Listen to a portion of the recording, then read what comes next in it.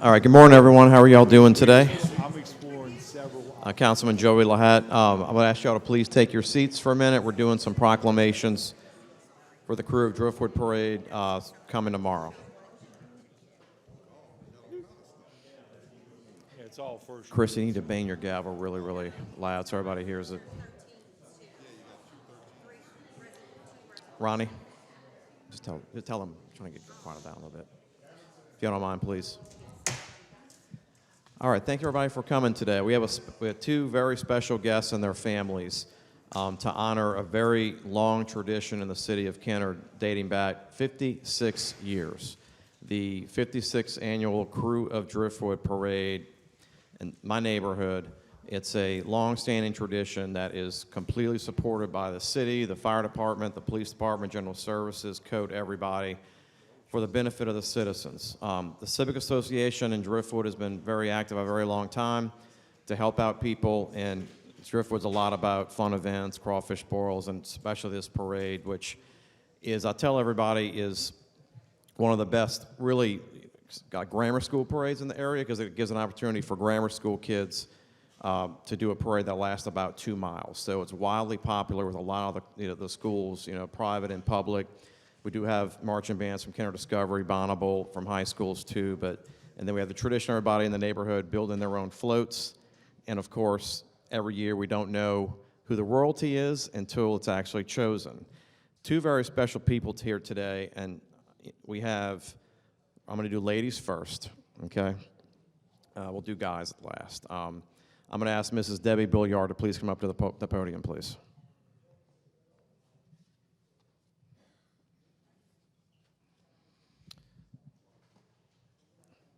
Debbie. So our proclamation, I'm going to read it out. Ms. Debbie Billiard, whereas the Crew of Driftwood proudly celebrates traditions of Mardi Gras, honoring those dedication, service, community spirit, reflect the joy and unity of Carnival season. Whereas the Crew of Driftwood is honored to present Ms. Billiard as Queen of the 2026 Crew of Driftwood Mardi Gras Parade, recognizing a devoted resident whose years of service and leadership have strengthened the Driftwood community. Whereas Debbie and her husband, Guy Billiard, prior king, have been proud members of the Driftwood community since 1987, raising their family in the neighborhood and contributing to its vibrant spirit for nearly 4 decades. Whereas Debbie is the proud mother of 3 daughters, all here today, Tara, Laura, and Angelique. 2 of them flew in from out of town. That's how important this is to people. And the loving grandmother of 8, all who, oh, I'm sorry. Oh, they're here? I thought they're not here? Oh, okay. I confused kids, excuse me. They're not here today. Okay, so Tara, Laura, and Angelique, and the loving grandmother of 8, all reflect the strong family values she has molded throughout her life.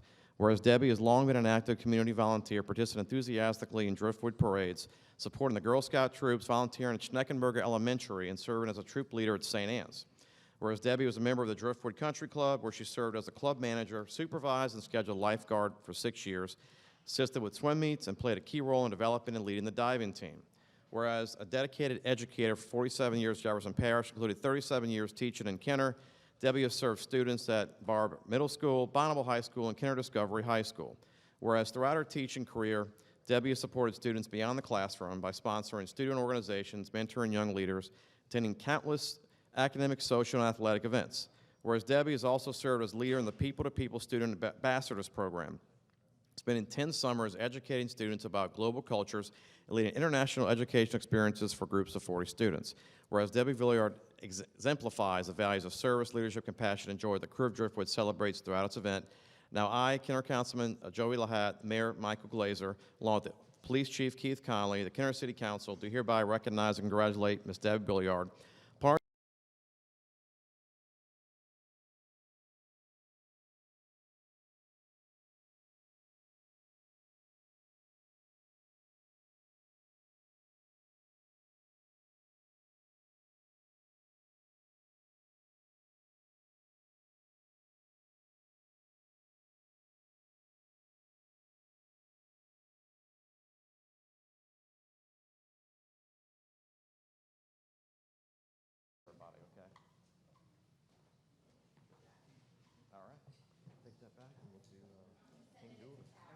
Send it to Tara.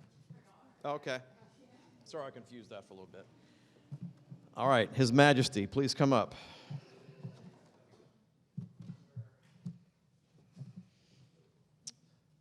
This is King Shane Dooley, ladies and gentlemen.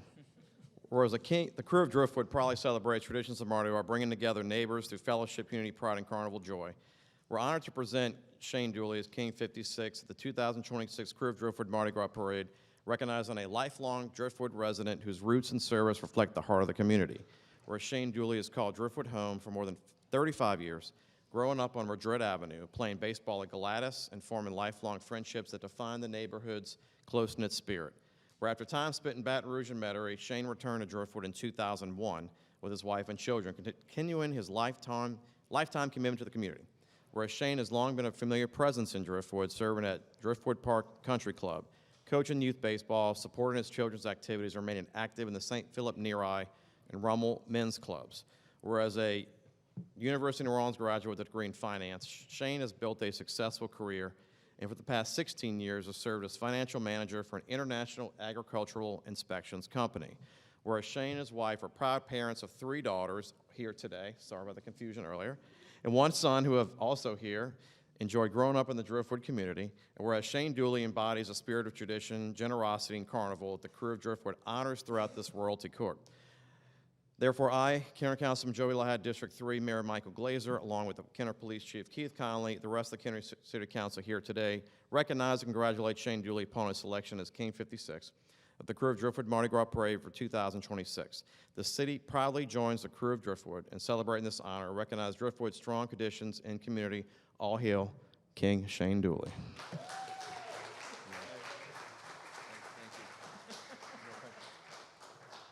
Debbie, we're going to come up and do a picture with the council and the mayor, if you don't mind.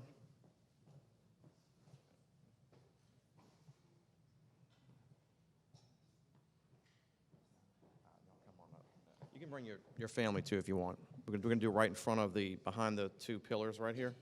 Y'all can come around this way.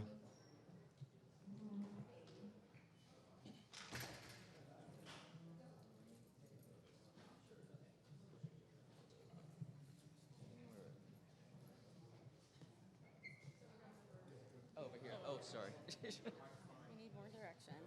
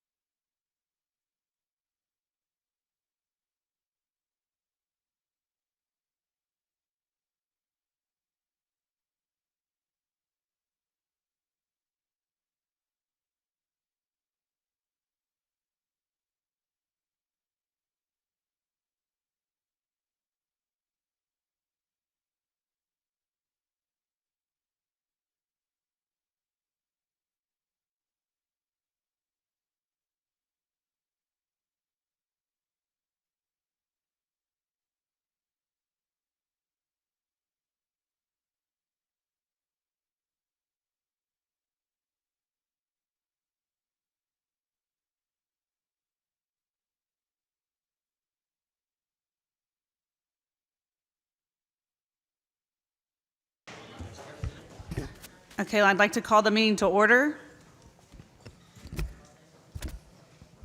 Are there any special intentions? Councilman Wilmot? I just ask that you keep Kevin Ray's and him and his family in your thoughts and prayers, as they were longtime Kenner residents, and Kevin recently passed. Thank you.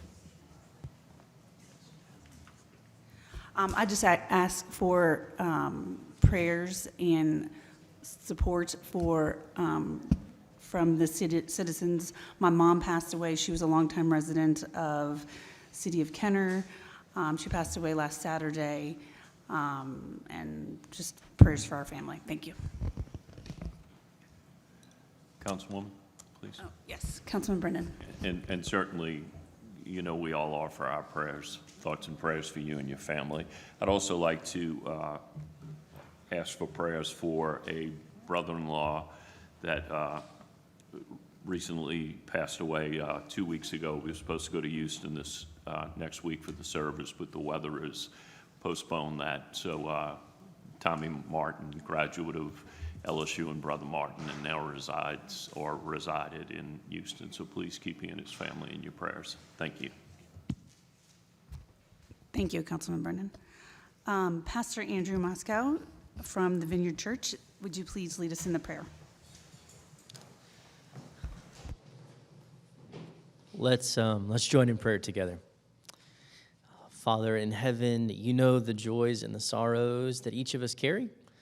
And so for just a moment, Lord, we ask that you would, Lord, that you would surround us with your presence, that we would sense your nearness to us, whatever our life may look like today. And Father, as we come today to govern and to make decisions, Lord, I ask that you would fill our minds with wisdom and that you would fill our hearts with peace, that we might hear one another and that ultimately we might work towards the good of everybody that you have entrusted to us. We ask these things in the name of the Father, the Son, and the Holy Spirit. Amen.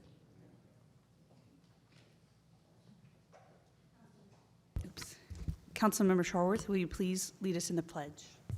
Yes, ma'am. Would everybody please face the flag, cover your heart, and repeat after me? I pledge allegiance to the flag of the United States of America and to the republic for which it stands, one nation, under God, indivisible, with liberty and justice for all.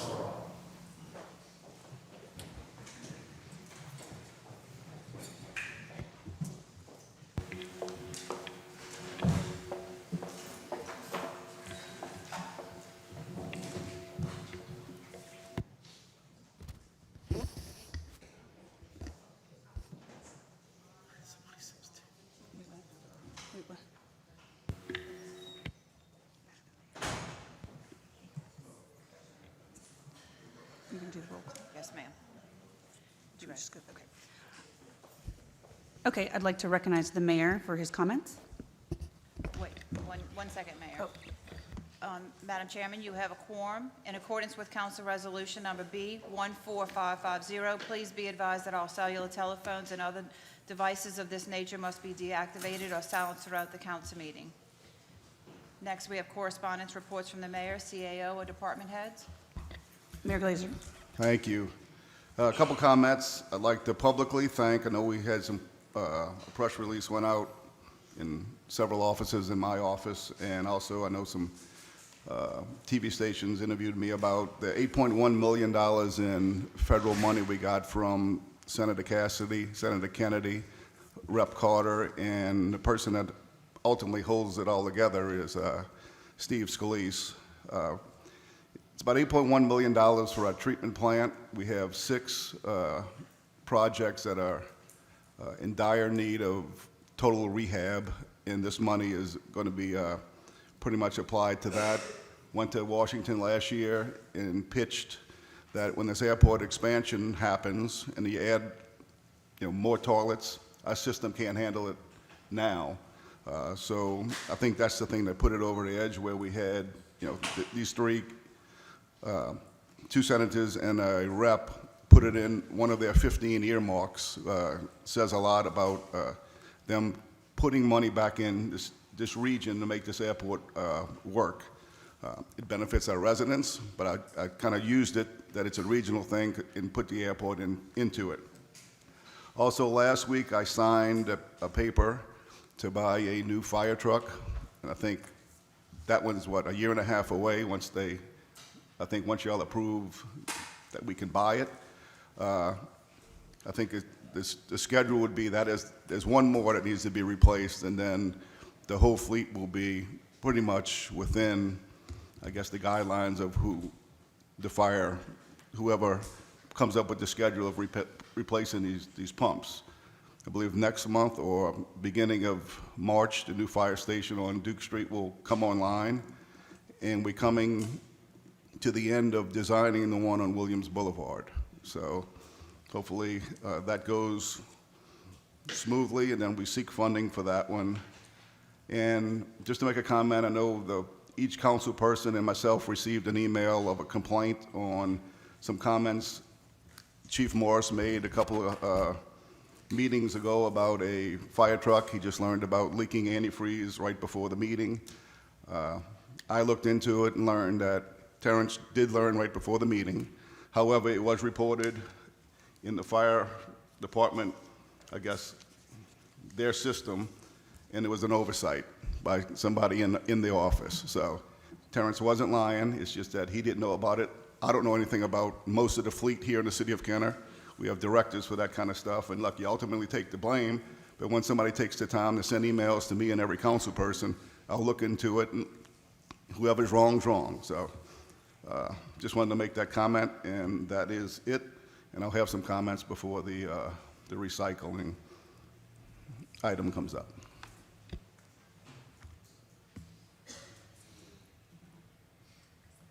Thank you, Mayor.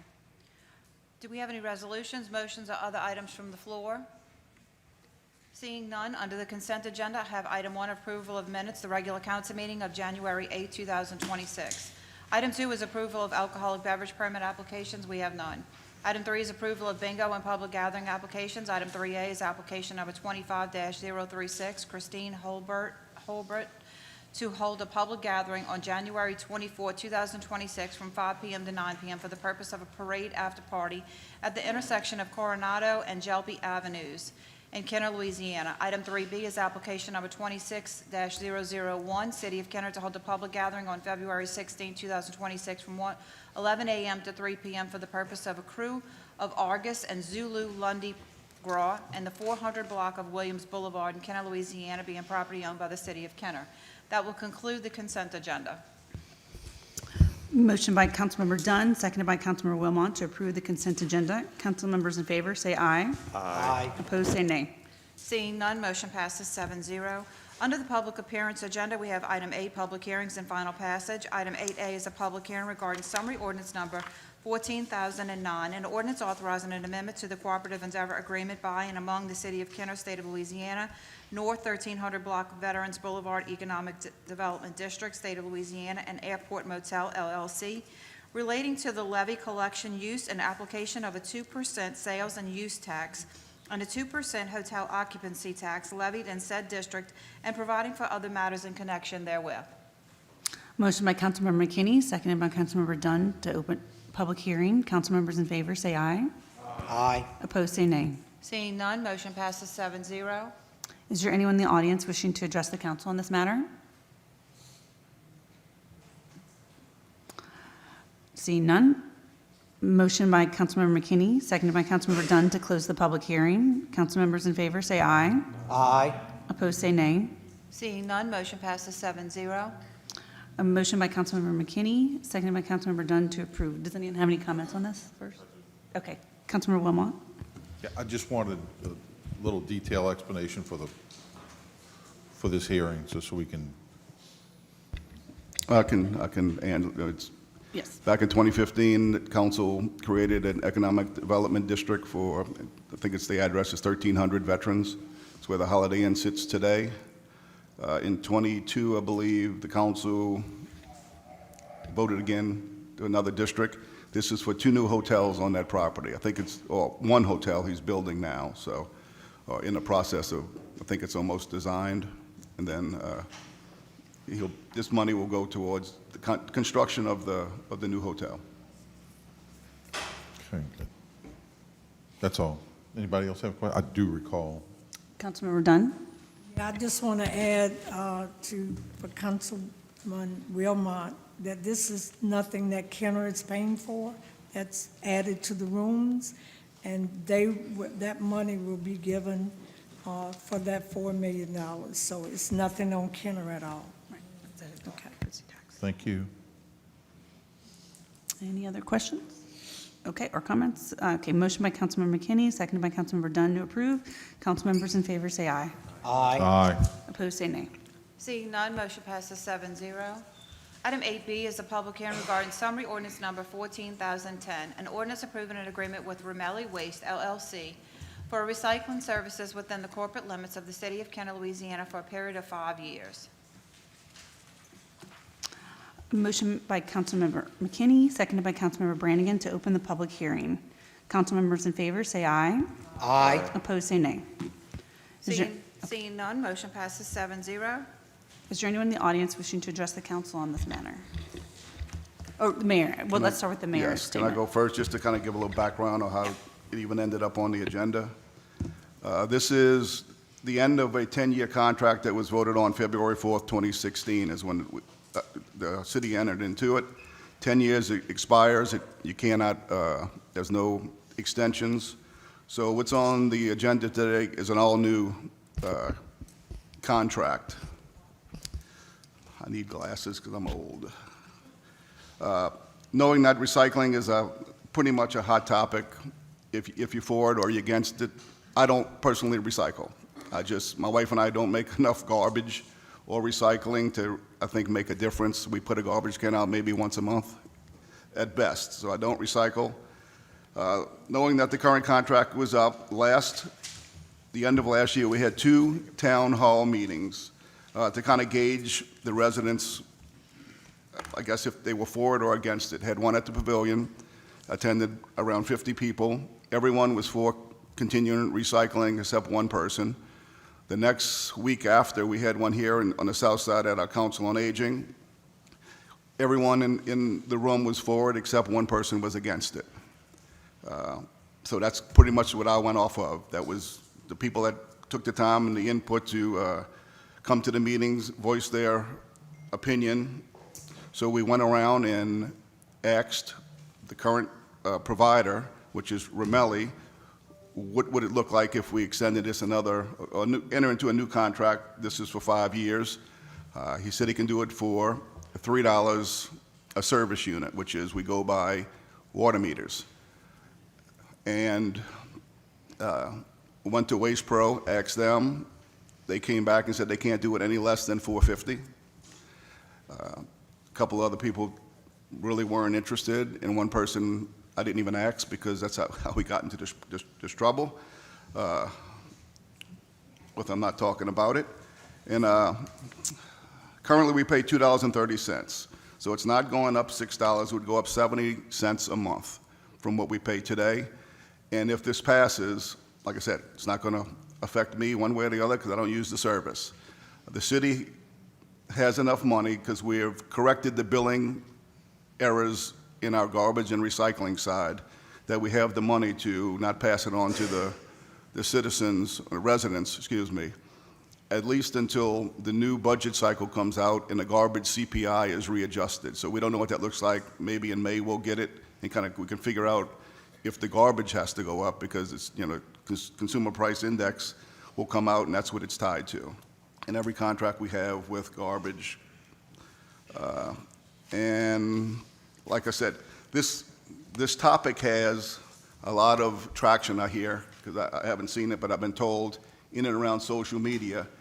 But I encourage everyone, if you're spending this much time, effort for 70 cents, Michelle is the city attorney. Call her office, go to her office, and ask to see the invoices from the last 4 years of garbage and recycling. If 70 cents caused you this much grief, the hundreds of thousands of dollars, we can give every resident $3,000 a month back. So go see Michelle and see. This is 70 cents. I have no opinion on recycling. People that recycle, I think it makes them feel better about themselves that they save on the earth. We're too small of a community to make any worldwide difference. But I do think the people that are advocates for recycling, they really want recycling. It doesn't matter how much you charge them, they want to recycle. I know it's a pass on for us. We don't make any money off of it. It's just a pass through that this is how much the contractor says he can do it for. We charge the citizens, and that's pretty much it. So that's my 2 cents on recycling. And I do know I don't have a criminal mind, so it's not political payback. I met Bob Romelli when I said I was running for mayor, and that's it. I've been in a room with him maybe a half a dozen times, but the people with criminal minds, that's all they think about, is that government is trying to get over on somebody. So, and they claim to be good government people, so it's kind of interesting that the criminal mind is a good government group. So that's it. Thank you. Sorry for my rant. Thank you, Mayor Glazer. Is there anyone in the audience wishing to address the council on the matter? You get 3 minutes. State your name and either your address or your district. Greg Tapp, 5th District. What I want to bring up is very simple. I attended the town hall meeting, and I was one that was opposed to the recycling. That being said, I'm also opposed to, when I was there, I think I heard anyway, that the majority, if not all, council members were recycling, and they liked recycling. Now, that's all well and good, because people should have what they want.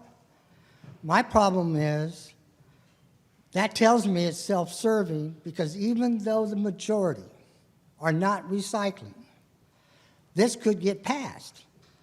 And it could get passed very simply because somebody is going to benefit, because if the council, who's going to vote to approve it, does that, that's self-serving, because they're not serving the higher population of not wanting to recycle and get charged the recycling fee. Now, I agree.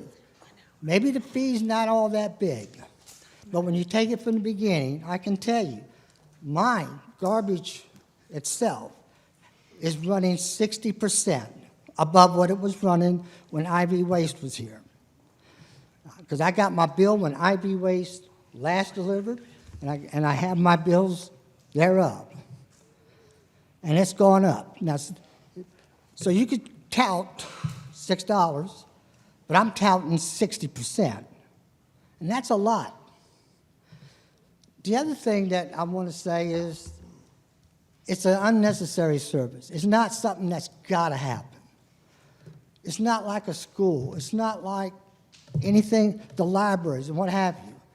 In my opinion, this is like attaching a tax on the people without them being able to vote on it. And that is wrong. So all I'm asking y'all to do is, I'm against it. I hope that y'all vote against it. And those that want it, I have no problem with them having it. But a mechanism needs to be developed where they can be billed independently and let them go ahead and pay for the service. Not those of us that are not participating. And keep in mind, you got a lot of seniors out there. And you know, maybe $6 to a lot of us don't sound like a lot, but for some of them people, it does make a difference, because that can make the difference between whether I get this prescription, whether I get this to eat, what have you. And sometimes I think we lose sight of that. But the power rests in your hands. And again, if you vote for it, it just tells me that you're serving yourselves and you're not thinking about the other citizens, the majority of the citizens not wanting it. Thank you. Thank you, Mr. Teff.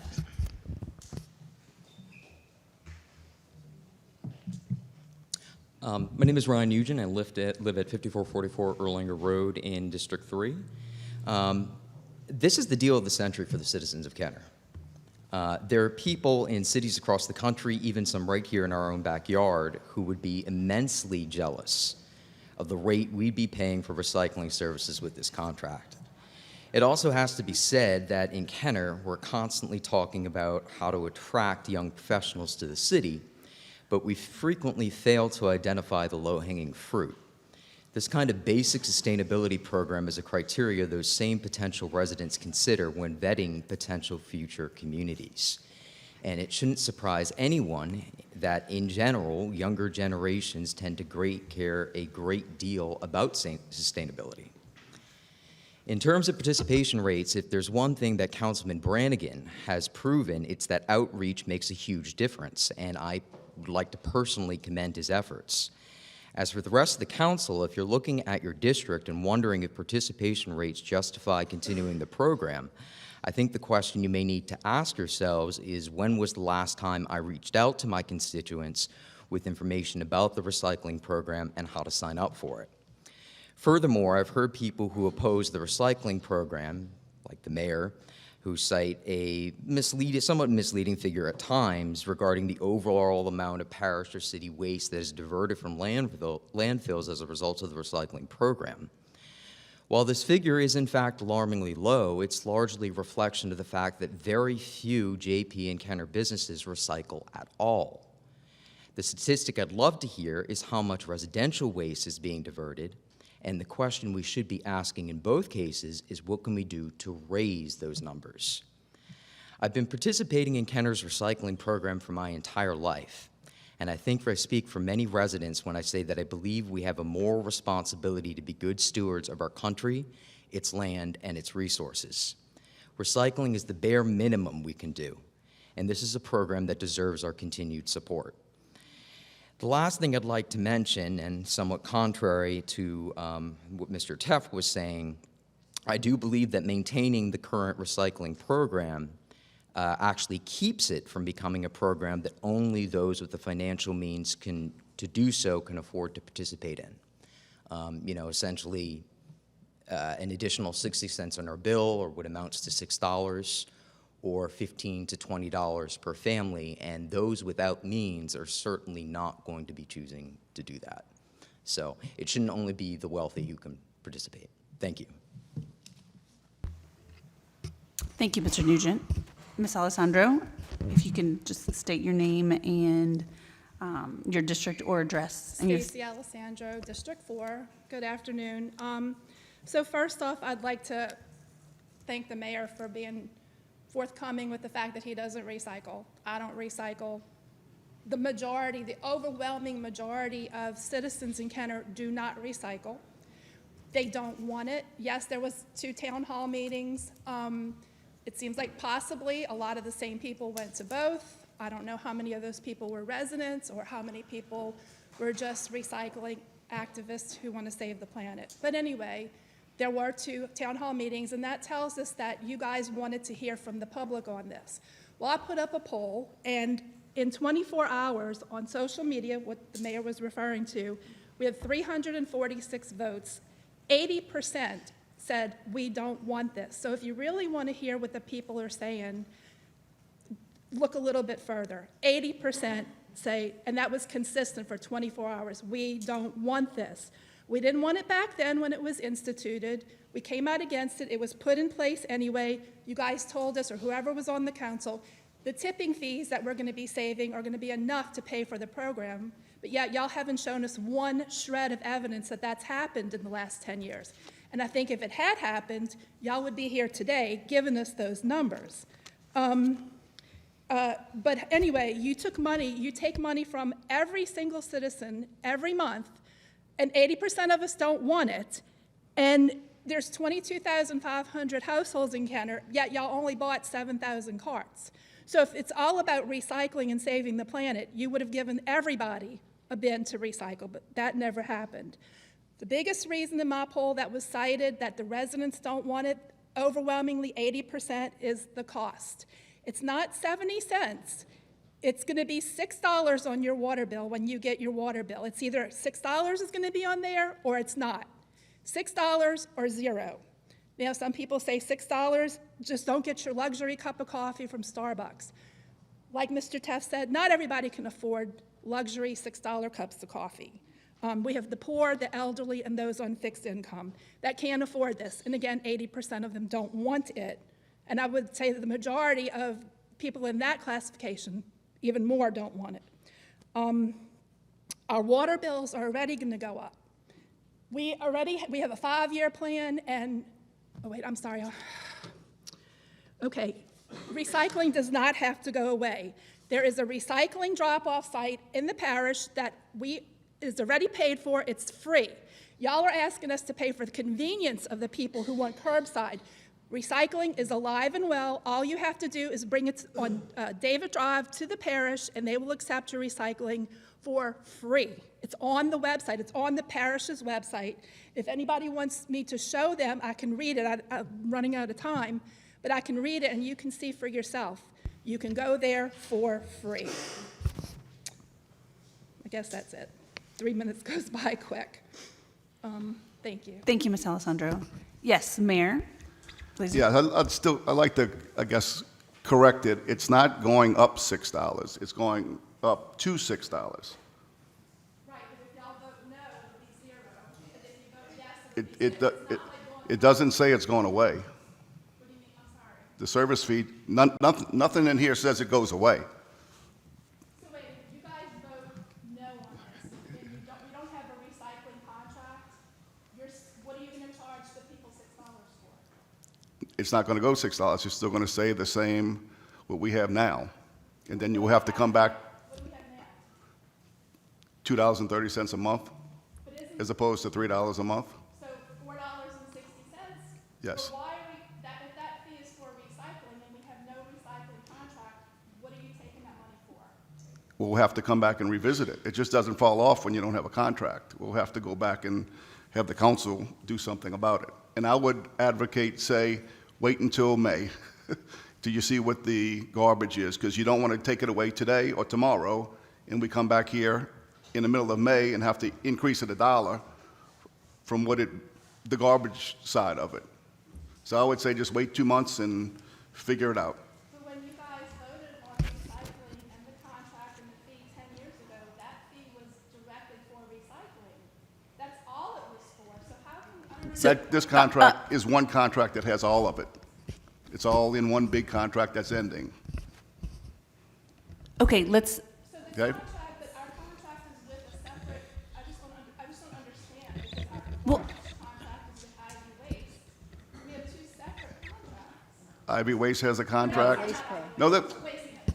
it still is in effect until the 4th of February.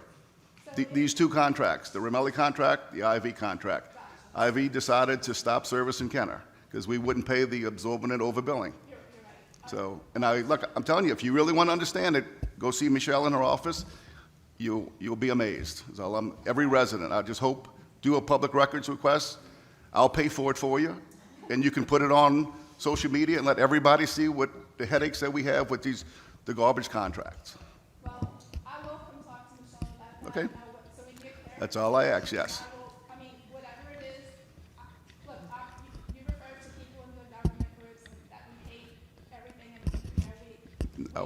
we always think government's out to get us or whatever. I didn't name a person. A good government group, and I don't feel that way at all. I just I know, because I'd have stated your name if I thought it was you, so. I mean, I feel it's incumbent upon Right. citizens to get involved and pay attention and know what's We're going to get in trouble from the council president. yes. Yes, thank you. Yes, Mr. Brown, you have 3 minutes.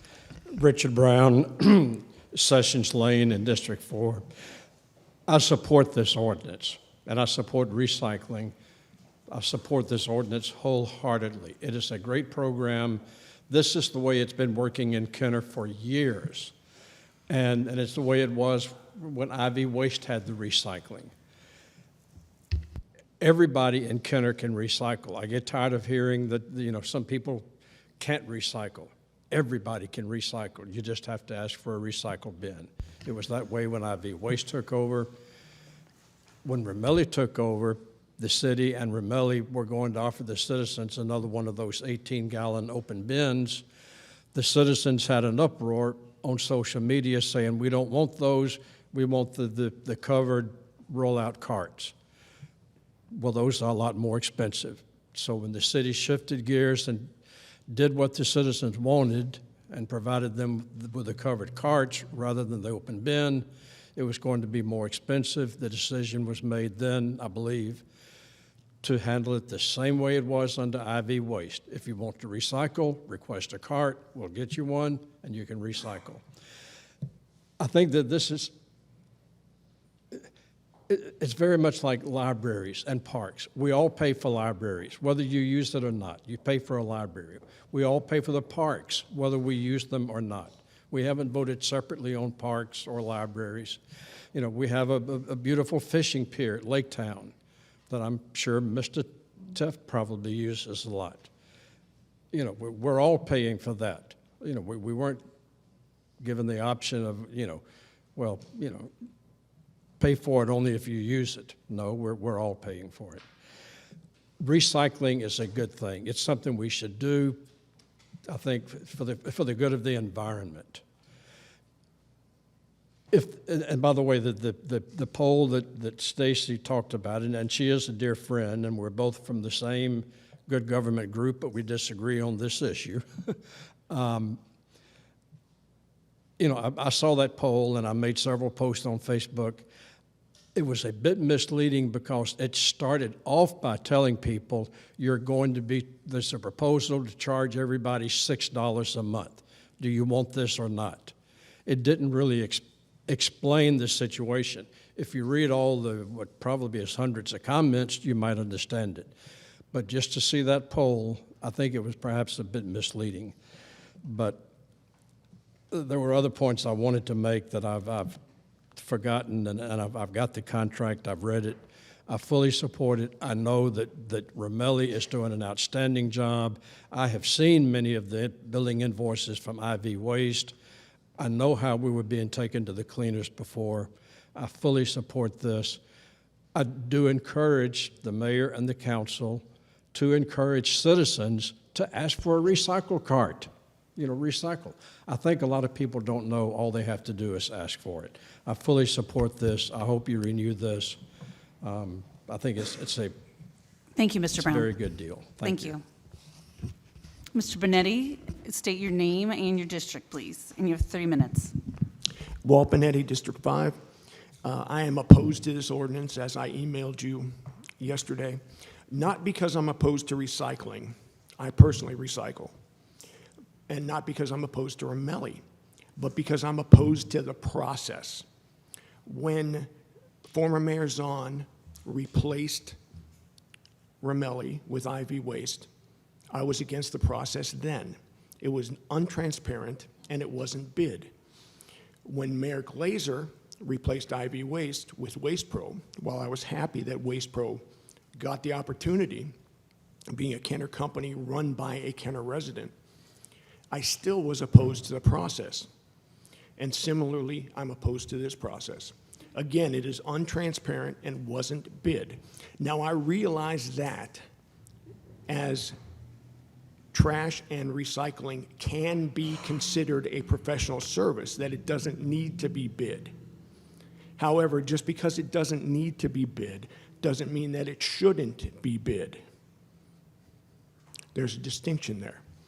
The other thing I'd like to point out is this is an unapproved tax on all Kenner residents. Whether they recycle or not, they have to pay it.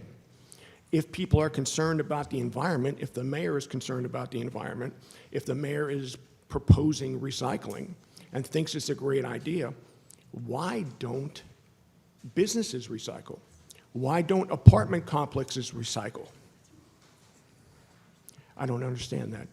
And the mayor can say, well, it's only going up 70 cents. That isn't the point. The point is, over the life of this contract for the next 5 years, it will take $3.5 million out of Kenner residents' pockets. Those are your constituents. Can your constituents afford $3.5 million out of their pockets? I don't think so. and the majority should not subsidize the minority. That is patently unfair. Whether you vote on this today or you defer this, please consider the $3.5 million that you will be taking out of Kenner residents' pockets. Thank you.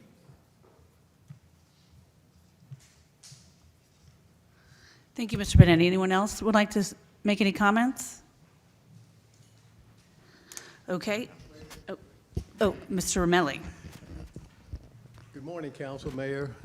I'd just like to kind of set the record straight that I would not oppose y'all bidding this job because I can get more money if y'all bid it. I gave the mayor a good price because he came to me and said that they wanted to continue the recycling. And we gave him the best price that he's going to get anywhere in the country, to be totally frank with you. And they're talking about the bins. I pay for 50% of the bins. That was part of the deal that I made with the mayor when we bought the new bins that came out. And there's been a lot of hoopla about recycling being thrown in the dumpster and going to the landfill. You know, Stacy, you've come to my recycling facility and seen the recycling facility where we bring the stuff to. Some of the council members have been to see it. They know that we're not throwing this stuff in the dump. You know, the previous contractor, he might have. Yes, he did. He had some rumors out there that I did it. You know what? I didn't do it, and we proved that in court. We won. But all I'm saying is that recycling is something that's much needed in this country, not just in the city. And we need to step up and vote for it today and approve it. Because if y'all go out to bid, your price is not going to be $3. It's going to be much more than $3. In the city of New Orleans, the cheapest price that they're getting right now is almost $6 a house. And they have 150,000 houses. Y'all have 22,000 houses. And I'm willing to do it for $3 a house. Y'all are getting the bargain of the year. So please vote for this and let's continue the support that y'all have done for the residents that want to recycle. And everybody has that opportunity to recycle. You know, a lot of people don't have bins, but on the recycling day, we go down the street and there's a cardboard box full of recycling. We pick it up and put it in the truck. You know, it's not that you have to have a bin to recycle. You just have to put it out on your recycling day, and if we see it, we pick it up. It makes a big difference. It's not the weight of the truck is not the important thing. People talk about the tipping fees. Well, the volume. You know, we go 4 trucks a day to pick up the recycling, and those trucks hold a lot of space, a lot of material that's not going to the landfill. It doesn't weigh a lot because it's plastic, but it's the bulk that matters. We're slowing down the process of landfills getting full. It's a good opportunity for the city, and it's the best deal that y'all going to get, and I urge y'all to vote for it. Thank you. Thank you, Mr. Romelli. Mayor Glazer? Just one real quick thing. I did not replace IV Waste. IV Waste sent us a letter that they're pulling out of Kenner because we would not pay their invoicing. So the next thing was I received a phone call in my office from somebody trying to set up a meeting with Waste Pro because we're still under contract with Bob Romelli to pick up trash and garbage up until 2 weeks. So I called Bob. He said, you may have to start picking up trash again or garbage. I take the meeting with Waste Pro, and they said they can do it for $18 a unit, service unit. So I said, let me think about it, because we paying $13 and something cents if Bob Romelli starts picking up garbage again under the current contract. Thought about it over the weekend, went back to Jesse Murphy and said, $18? I said, is it for the last 2 years of their contract or whatever? He goes, no, 10 years. So it went up $3, but Jefferson Parish just bid all of this stuff, and we knew it's at least $23 and up. So for $18 for 10 years, the city of Kenner pays the absolute cheapest garbage anywhere around here. And you will have it for another 8 years. George has a spreadsheet. He can tell you how much money you've saved. I just wanted to make sure how we got to this point and to correct some of the comments that were made. Thank you, Mayor. Councilman Brennan. Thank you, Council Chair. I just, a couple of questions, and I was trying to see if there's a discussion that there were 7,000 bins. Do we know, and maybe Mr. Romelli can answer this, do we know, and I know the number probably fluctuates, do you know how many houses you all are picking up on an average? It averages about 30 to 35% of the residents of Kenner, whatever that number is. Of the 22,000? Of the 22,000, yes, sir. Okay. And, all right, so that answers that question. I guess, Ms. Alessandro, I know you said you did this poll. Were there any controls in place where people couldn't have voted or given an opinion more than once? Yes, when I set up the poll, Facebook allows you to determine how you want the poll to be set up.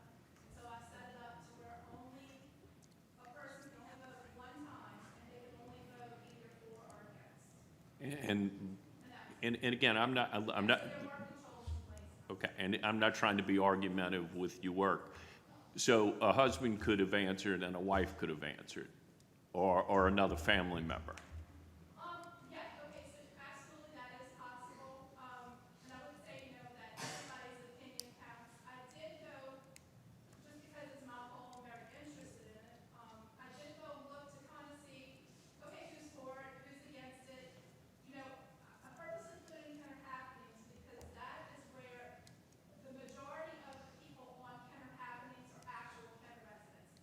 They're not from out of state, they're not from other countries or whatever. The majority are actual Kenner residents.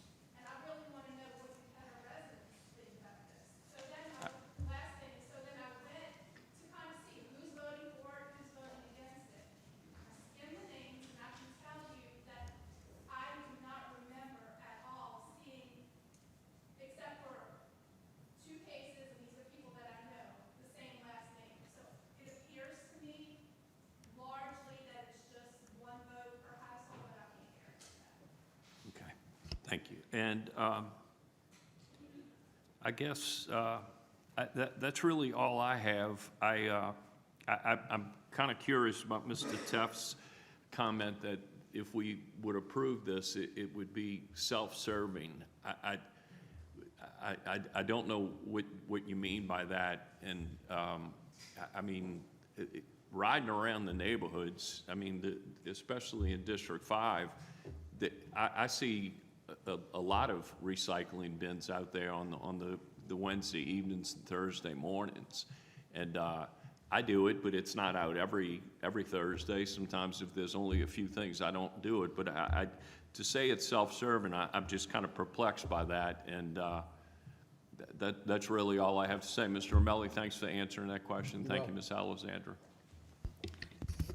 Before any other council members speak, I'd just like to close the public hearing. So let's close the public hearing. Motion by Councilmember McKinney, second by Councilmember Brannigan to close the public hearing. Council members in favor say aye. Aye. Opposed say nay. Okay. Seeing none, motion passes 7-0. Put your motion on for approval. Okay, motion by Councilmember McKinney, seconded by Councilmember Brannigan to approve. Councilmember Brannigan. Okay, my household is a big recycler. Basically, my can goes out probably 3 times a month. And my wife is not a recycler, so I'm constantly taking Pepsi bottles out of the garbage can and walking 10 feet and putting them in the recycling. The way I feel about this is I think it's important to have recycling in our city, because as our city grows and as younger people move to the city, they're more prone to do stuff like this, to be recyclers. And when I went to the drop location on St. George Street that Mr. Romelli has, I was totally blown away at the amount of paper where the 18-wheelers are lined up, basically loading up 18-wheelers to go to paper mills all over the southeast, and they're recycling the paper. When you looked at the bin that had all of the aluminum cans, there was nothing else in it but aluminum cans.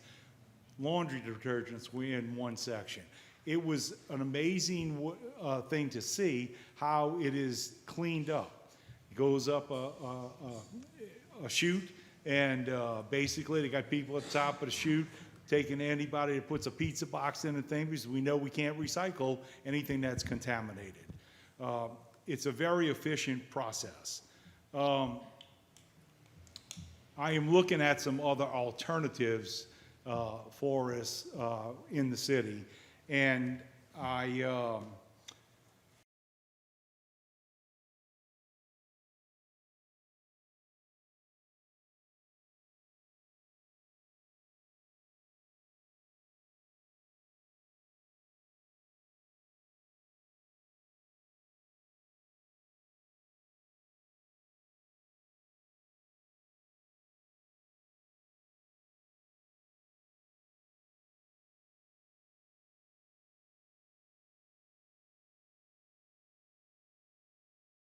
things gone up over the last 5 years. Maybe people can use some of the money they're saving on gasoline now to pay the $2.30 a month. The David Drive site is available where you would have to load your stuff up and drive over there. And last week or 2 weeks ago, I'm going to my grandson's basketball game. They had a lot of activity. It's only open from a certain time on Saturday mornings if the weather's right. I really think that a lot of people that are recycling, the ones that are totally into it, like me, I would go there and dump my recycling. But I think there's a lot of people that are not going to do that if we cancel this program. And when you look at $2.30 a month, basically, if we take the recycling materials, and as Mr. Romelli said, it is lighter weight stuff, and we are paying tipping fees on that, then what's going to happen is, what is the real cost net to the citizen? If you're paying $2.30 a month, and it costs 75 cents to $1 in tipping fees to pay on garbage that is not recycled, really, it's costing $15, $16, $18 a year for every resident to have the option to recycle. Like I said, I'm a proponent of recycling, and I'm looking at some other options. I appreciate Ms. Alessandro going out and doing a poll, okay? But the city of Cannon has 65,000 residents, and we got 342 people, which when you throw the 80% number out there, it sounds tremendous, but you got 342 people that were polled, and 80% of them, 280 of them, said they don't want recycling. I would be willing to go out and do a citywide poll on recycling to get a better perspective on whether we should have this service or not.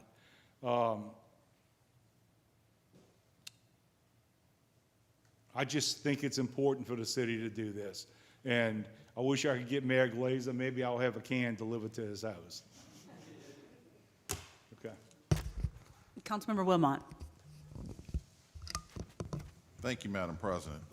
First off, I want to open up with a question. On our Jefferson Parish water bill, I presume that's where the recycling part comes in. What heading does it come under? It's under garbage. It's not, there's not a recycling. Solid waste collection? Solid waste collection. There's Okay. not a separate solid waste collection and recycling. Okay. So, okay. So It's combined.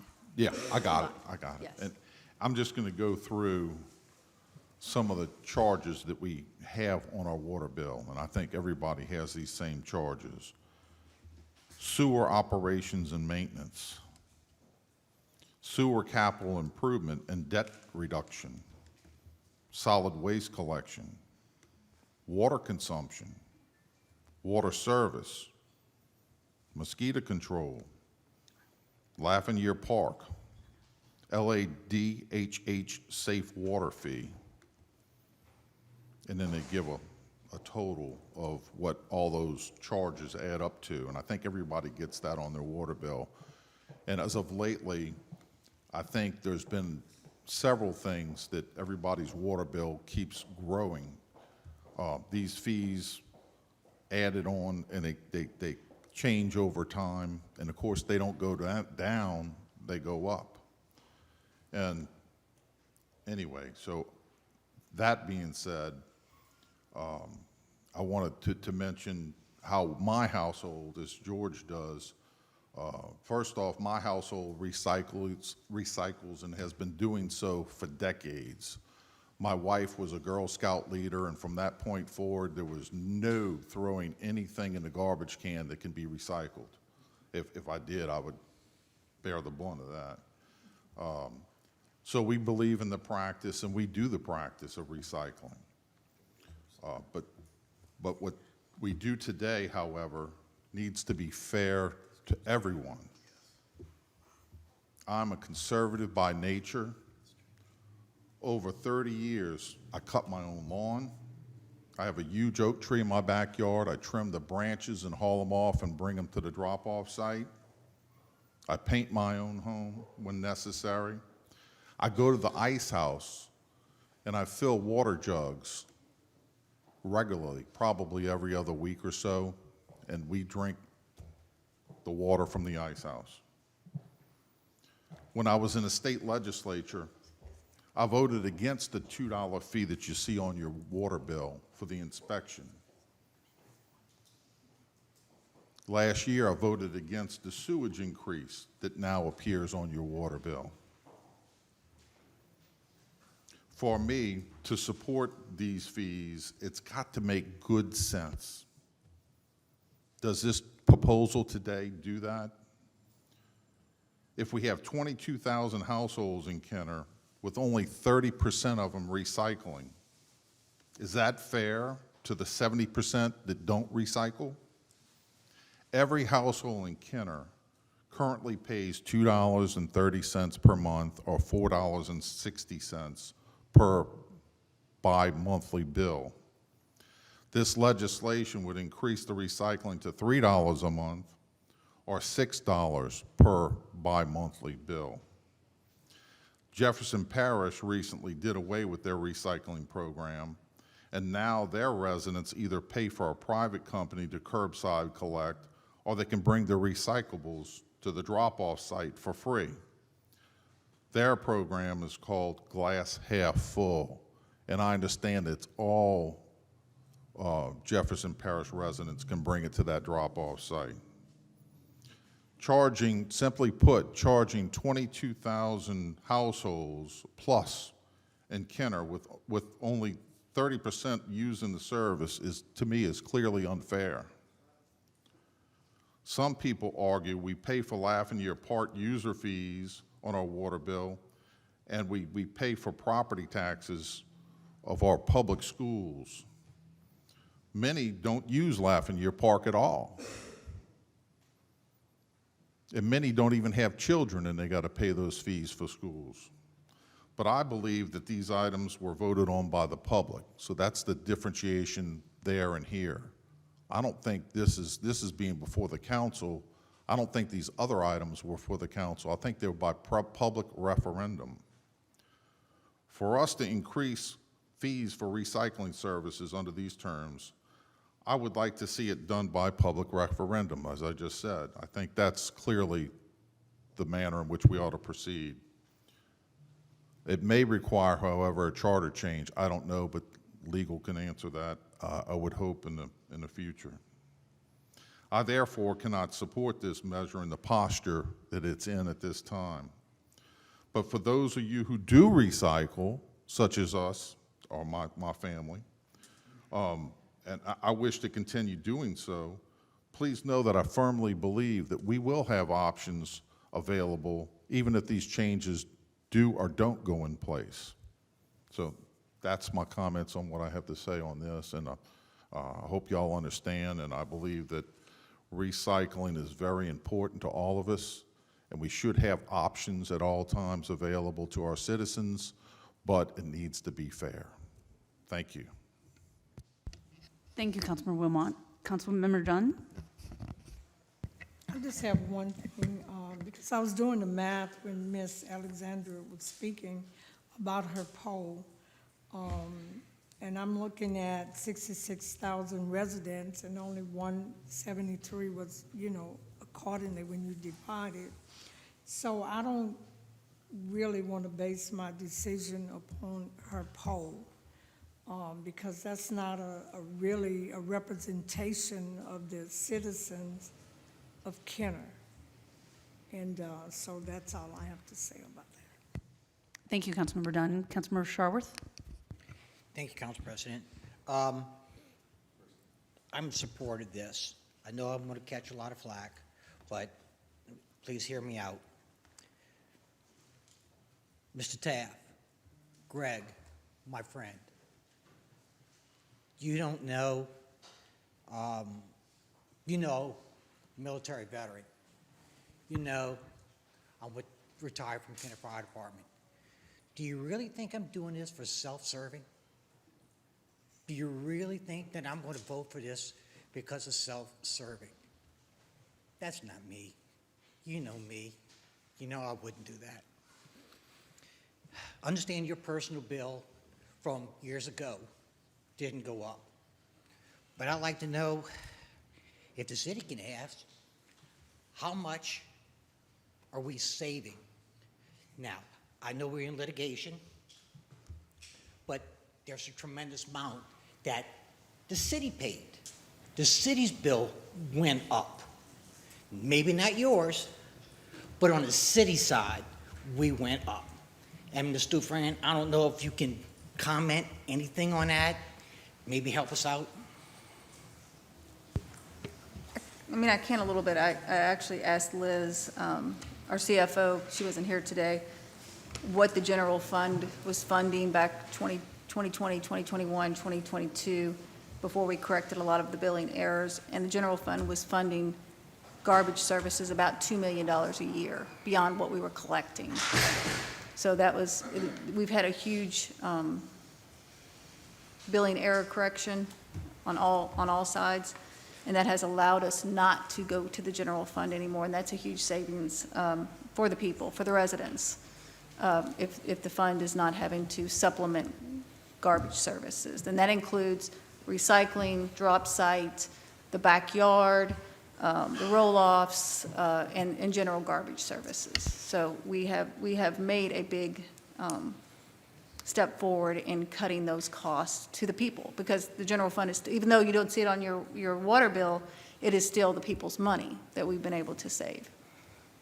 And that's all completely taken off of invoices. That's not me creating anything or doing any percentages. That's just me, apples to apples, pen to paper. What is the invoice cost each month compared 2021, 2022. I didn't do 23 because we switched over, and I did do 24. I know there was this discrepancy in billing. Yes, we fixed a lot of the problems with Jefferson Parish billing, with businesses that had gotten IV waste garbage cans that should have never had IV waste garbage cans, but they delivered them. So we were getting charged for them, but they weren't paying us. They had dumpsters.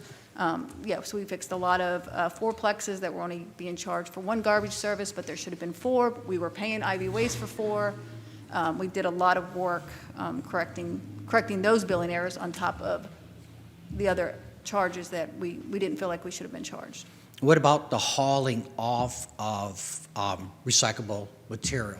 Yes, under the old contract, we were being charged $350 a roll-off for the recycling that was being taken to the drop site by IV Waste to go to Baton Rouge to the MRF, which is the recycling plant, and then usually an equal amount was being determined to be contaminated, so we were having to take $350 a roll-off to the dump site at River Birch. So we were paying $350 to take it from the recycling bin to River Birch and then paying the tipping fee over there. And we pay a lot. People don't understand how much we pay to dump at River Birch a month, just garbage. It's shocking. We pay, on the average, to dump garbage at the River Birch dump $110,000 a month to dump garbage. That has nothing to do with picking up the garbage, that's just dumping it at River Birch. It's a lot of money to dump garbage. And I know the citizens don't pick up 70 cents a month, but the city itself is saving thousands of dollars per month. We're saving money now because we're not, yes, we're saving money because we're not spending it, and we're collecting correctly, and we are paying for services the way we feel like the contract is states, and that's how we fixed it. And that's why we've been able to do what we've done. And Mr. Romero, I believe you recycle, the material stays here in Jefferson Parish and doesn't go out to Baton Rouge or elsewhere in the Orleans Parish. No, we bring it to St. George, right underneath the Huey P. Long Bridge. Correct. And that's where it's done. We sort it, and then we load it in 18-wheelers, and it goes all over the country once we get rid of it. Great, it's a commodity It's after a that. commodity at that point, yes. And people bid on that, so it's not bad. And it does go, that's not going, it may go overseas, but not necessarily will go overseas. What happened back in Mayor Zahn's administration, China started refusing recycling. And that's when all this turmoil about recycling came up. There was no place to take it because everybody would single source everything, bundle it all up, put it on a ship and send it to China. When China said no more recycling, we're not going to do it. And there was 2 months in that administration that all of the recycling that was picked up was brought to the landfill because there was no place to do it. That's when I stepped up and teamed up with CW Recycling and reopened the recycling facility in New Orleans. And we stockpiled all the material that we were recycling for months and months and months and months until we could find a place to sell it.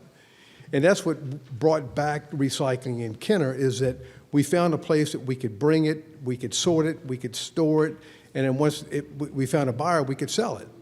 And that's when all the hoopla came out about stuff going to the dump. And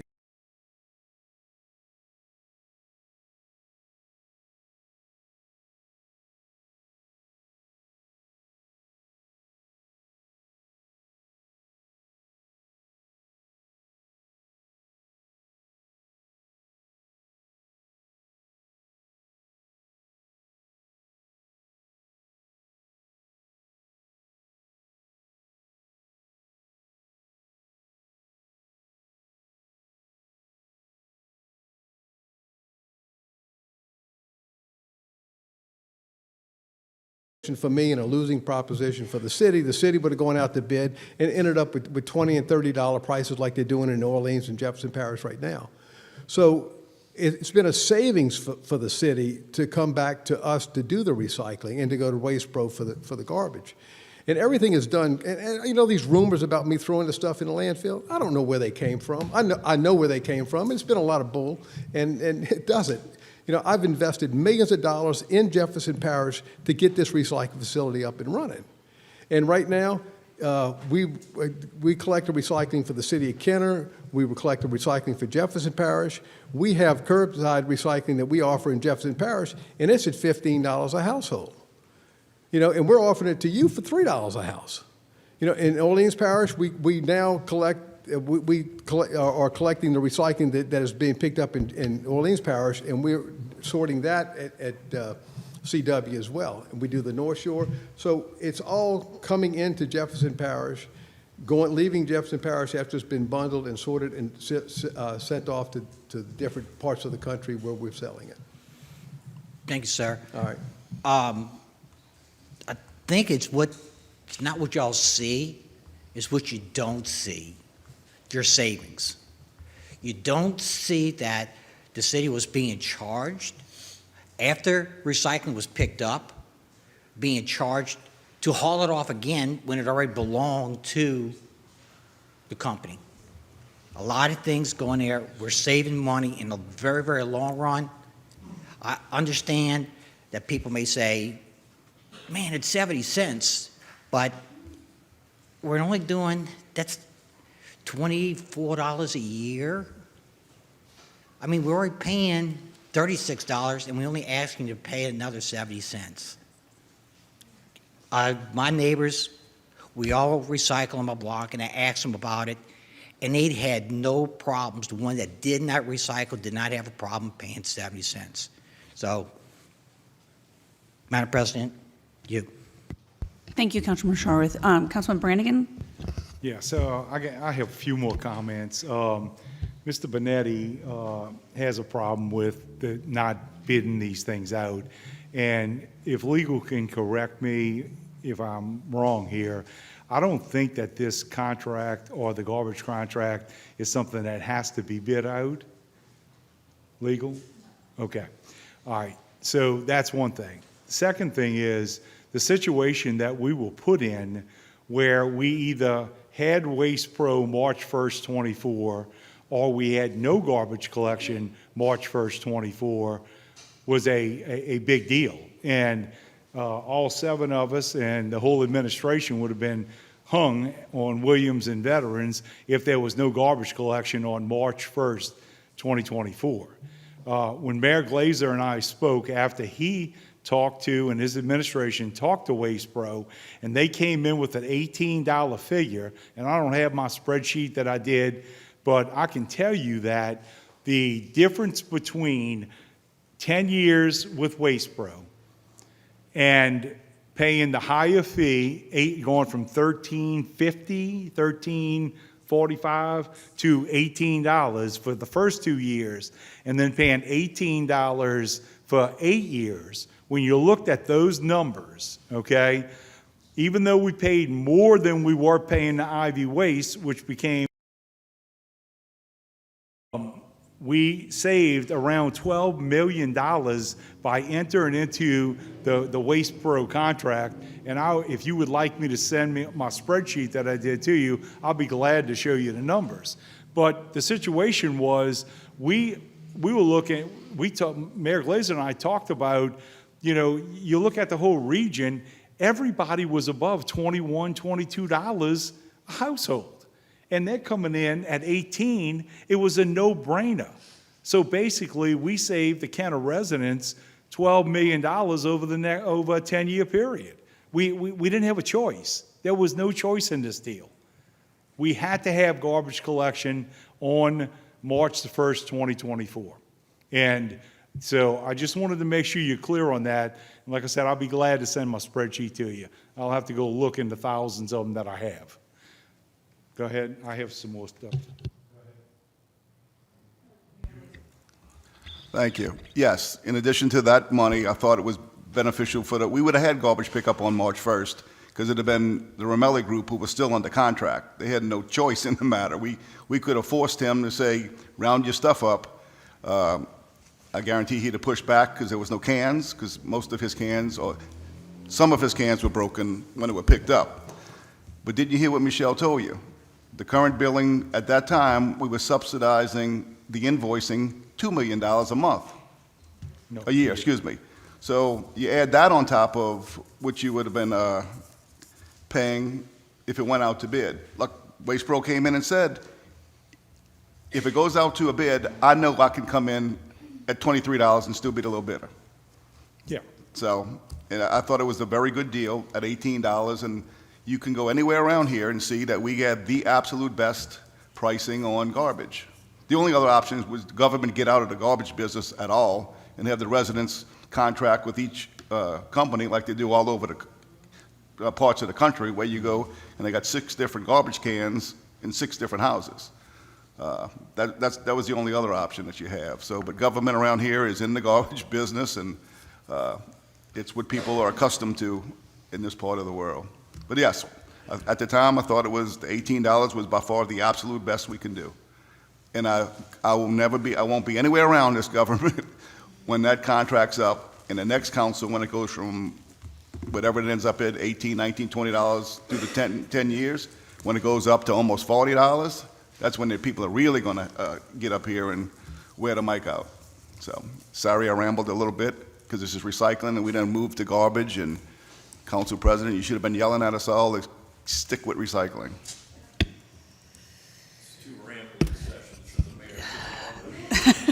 Yes, Councilman Brandy, do you have anything regarding recycling? Yes. Okay. Okay.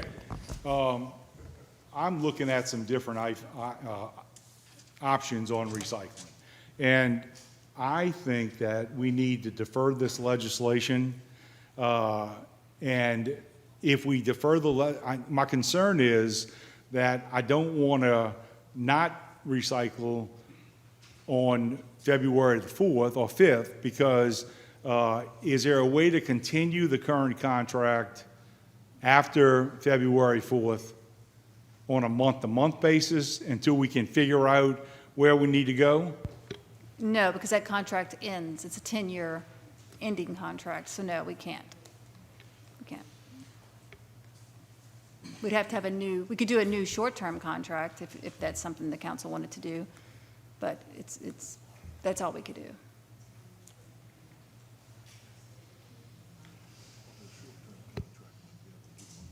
And that would Can be if we, excuse me, may I? So that option would have to be something that is accepted by the current provider.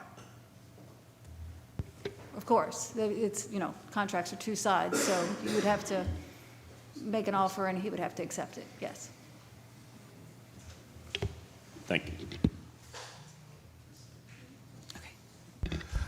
But he stood at this like I'm not for or against it. I did this as the administrator of the city.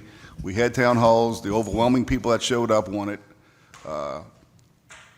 Bob, he knows how much he can charge. He has the recycling plant. He knows how much everybody else charges. He's going to come in if it's not $3 and y'all get y'all's the numbers and the polls you need. Bob's going to come in at $5.80 or something. If I'm running a business and I know what everybody's paying because I'm the man that takes all their trash or recycling, and you put it out for a bid or something like that, it's going through the roof. I'm telling you, your $3 is probably the most you're going to get. And look, I'm shutting up after this. When the fire millage was put on the ballot, a little over 4,000 people voted. The last election, when all of us were voted, you figured it would be a very high turnout. 10,006 people voted, 25%. So that tells you a lot about, you throw stuff on people and half of them don't even know what's thrown on them. I do, the ones that come here and speak are the only ones that really kind of get an idea of how government works and kind of voice their opinion. But the large majority don't. It's sad, but they don't. So that's only my two cents. Thank you. Thank you, Mayor Glazer. Does anybody else want to speak before I speak? Okay, well, I'm going to start off and give my comments.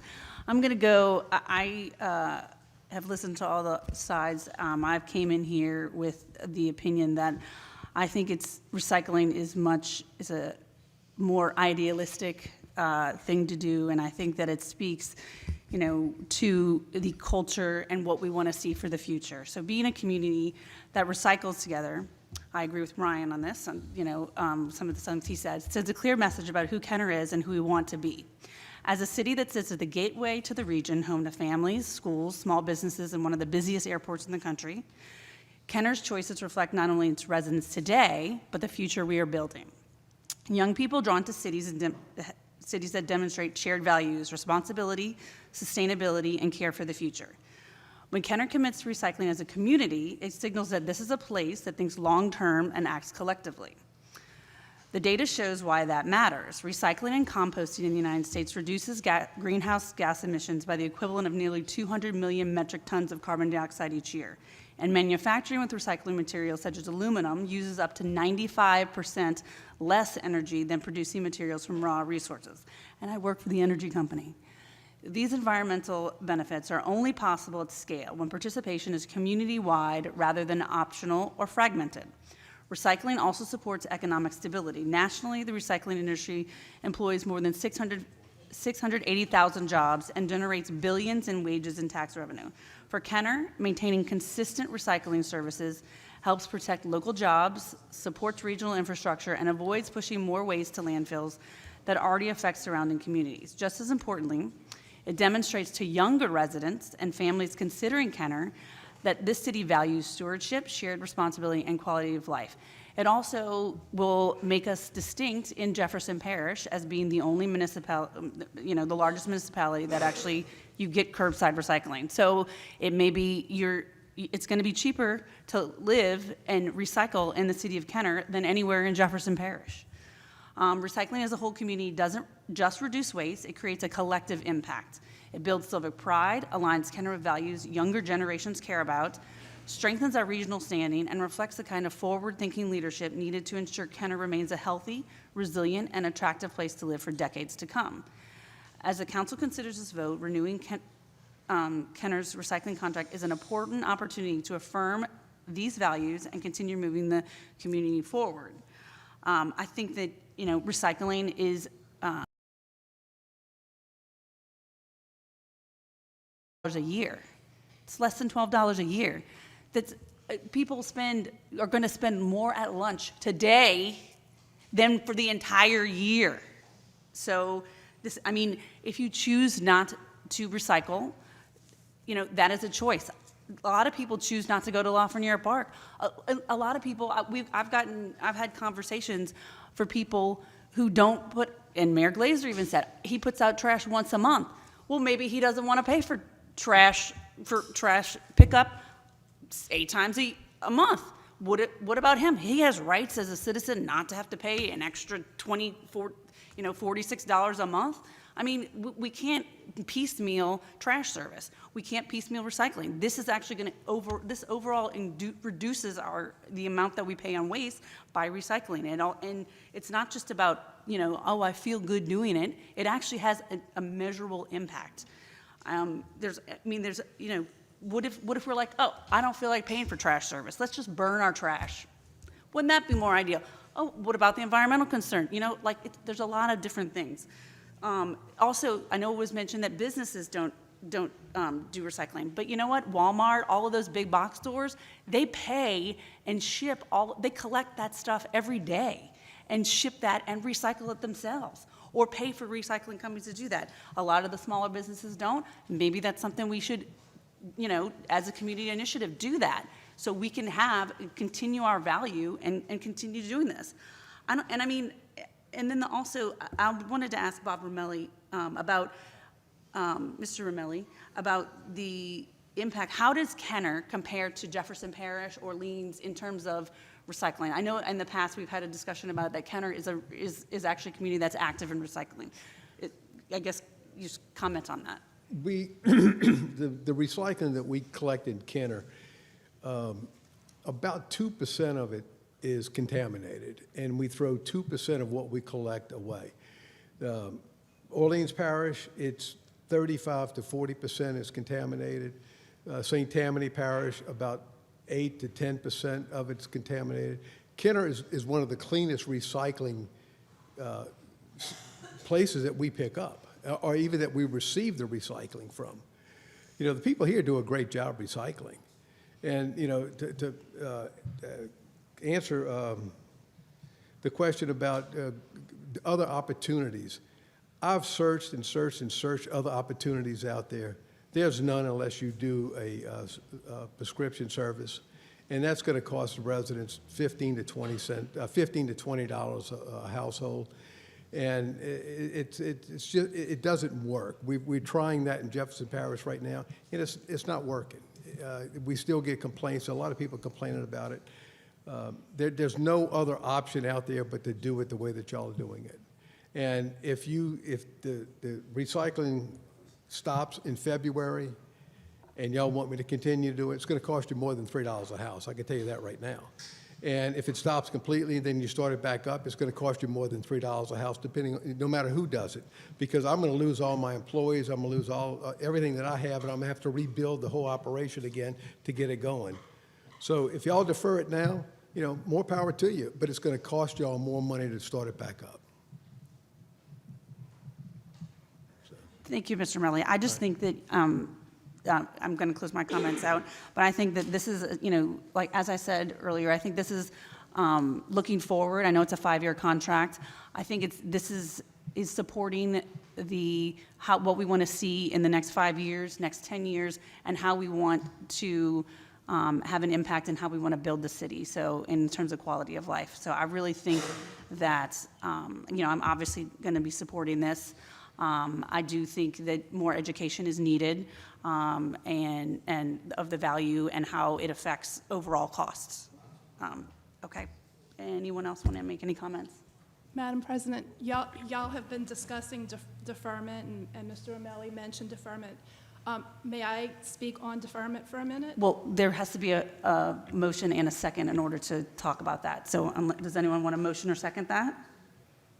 Okay, nope. No. I feel like they got a second, third, fourth bite at the apple by coming up here multiple times, and this issue's been conflated. I would request 2 minutes for the opposing side. Well, I mean. You could suspend the rules and allow 2 minutes. I mean, there's been so much discussion. You'd have to have. Well, but the public hearing's been closed, so if we open it back up, I mean, does anyone want to open up the public hearing? No. I mean, the public has been, Mr. Romelli is part of the public. He's been up here. Ms. Alessandra, you still will have an opportunity to speak at the end of the meeting, though. You will. Oh, okay, sorry. Okay, any other comments? Okay, motion by Councilmember McKinney, seconded by Councilmember Brannigan to approve. Council members in favor, say aye. Aye. Opposed, say nay. Motion passes 6-1. Councilmember Wilmot is opposed. Item 9 is ordinances for the sale, purchase, transfer, lease, and/or alienation of immovable property. We have none. Item 10 is opening of bids. We have none. Item 11 is reclassification of zoning for final passage. We have none. Item 12 is other ordinances for final passage. We have none. Item 13 is resolutions and motions by council members. Item 13A is a resolution exercising the third final one-year renewal of the September 1st, 2022 audit contract with Duplanche, Ratman, Hogan, and Mayer, LLP. Motion by Councilmember McKinney, seconded by Councilmember Lahat. Is there anyone wishing to speak on this item? Council members in favor, say aye. Aye. Opposed, say nay. Seeing none, motion passes 7-0. Item 13B is a resolution approving appointments to the City of Kenner Historic District Design Commission. Motion by Councilmember Dunn, seconded by Councilmember Sharwoth. Is there anyone wishing to speak on this item?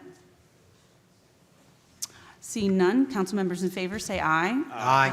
Opposed, say nay. Seeing none, motion passes 7-0.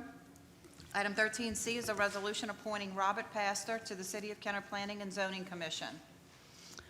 Motion by Councilmember Brennan, seconded by Councilmember Brannigan. Is there anyone wishing to speak on this item? Council members in favor, say aye. Aye. Opposed, say nay. Seeing none, motion passes 7-0. Item 14 is items removed from the consent agenda. We have none. Item 15 is acceptance of contracts and similar matters approved by the mayor. Item 15A is summary ordinance number 14,018, an ordinance authorizing the use of state contract number 44000-30770 and 44000-30771 with Motorola Solutions Incorporated /Bearcom to furnish and install 5 Motorola converters and antennas in the chief officer's units in the amount of $9,075.30 for the Kenner Fire Department. Motion by Councilmember Sharwoth, seconded by Councilmember Wilmot. Is there anyone wishing to speak in this item? Fire Chief? Yes, I'd like to, first of all, thank Councilman Lahat for purchasing these units, for our units. They make our radios, turn them into base stations within the vehicle where the chiefs are able to monitor the radio and talk while they're actually driving and operate on the scene with them, and it makes the job a lot easier and a lot safer for our guys. So thank you, Councilman Lahat, for this purchase. Definitely glad to do it, and I'm always here for more ideas for the Kenner Fire Department. I talked to you and Jason quite extensively, so please reach out for anything else. And we have more money from the treasure chest now, and I'm trying to make sure you guys get what you need, so glad to do it. Yeah, some of that's mine. What's that? Some of that's yours? I'll give you some of mine, too. Councilmember Sharwoth, would you like to say anything? Okay. Okay, is there anyone, okay, council members in favor say aye. Aye. Opposed, say nay. Seeing none, motion passes 7-0. Item 15B is summary ordinance number 14,019, an ordinance authorizing the purchase of 2 used Harley-Davidson Police Electroglide motorcycles in the amount of $40,000 for the Kenner Police Department. Motion by Councilmember Brennan, seconded by Councilmember Lahat. Is there anyone wishing to speak on this item? Gee, Councilmember Schwartz? these are electric? Are they what? The motorcycles. Yeah, they're motorcycles. They're electric, they're, No, they're gas. They're Harley-Davidson police packages. We got them from the city of New Orleans, surplused them, got them through the dealership, got them certified. They're beautiful, beautiful vehicles. We get them $20,000 a piece. They're already upfitted. That includes a paint job. Right now, we're selecting the officers. They're going to be certified and trained.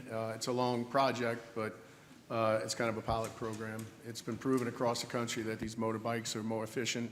They're highly more visible for traffic enforcement. They have more superior maneuverability to get into situations of clear accidents. I'm going to have them actually in the patrol division as well because they can get places cars can't get. And as you know, there's been a lot of complaints and attention to walking paths, bike paths, things of that nature where vehicles are a little dangerous and cumbersome to put there to patrol for those other kind of devices. So, that's the direction we're going into. And as a chief, I think it increases morale and it's good for recruitment as well to have a motors division. We are a major police department. All major police departments have them. I think we're probably one of the only agencies in Jefferson Parish that don't have them. So, we're excited to get this going. oh yeah, now we went from horses to motorcycles? That's true. More horsepowers. Thank you, sir. Okay, anyone else? Council members in favor, say aye. Aye. Opposed, say nay. Seeing none, motion passes 7-0. Item 15C is summary ordinance number 14,020, an ordinance approving change order number 1 final to the agreement with 21 Construction LLC dated May 23, 2025 regarding Kenner Discovery School sidewalk, state project number H.015087, federal aid project number H015087 for a decrease of $17,918.80 and to accept the completion of the project as constructed for the Department of Public Works.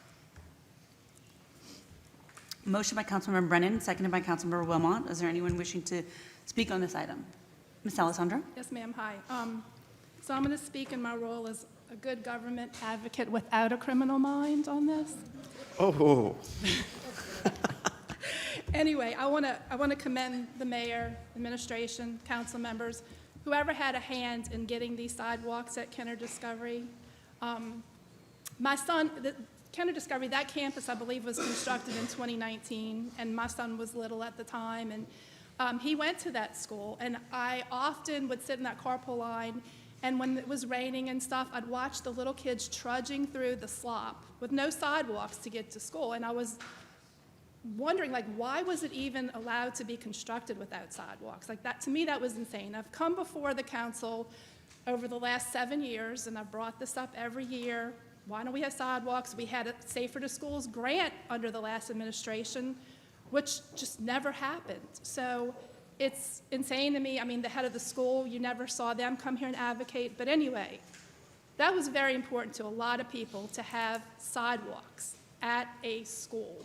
It's a safe way to get to school for children. So anyway, it only took us 7 years to get here, and it's not, you guys finally did it.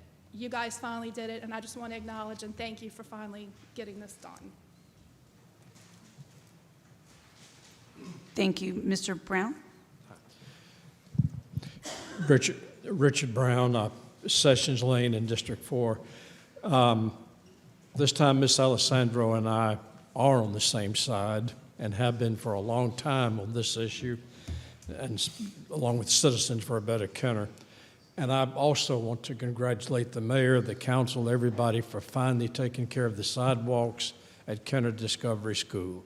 It is an outrage that the city allowed that school to be built without sidewalks.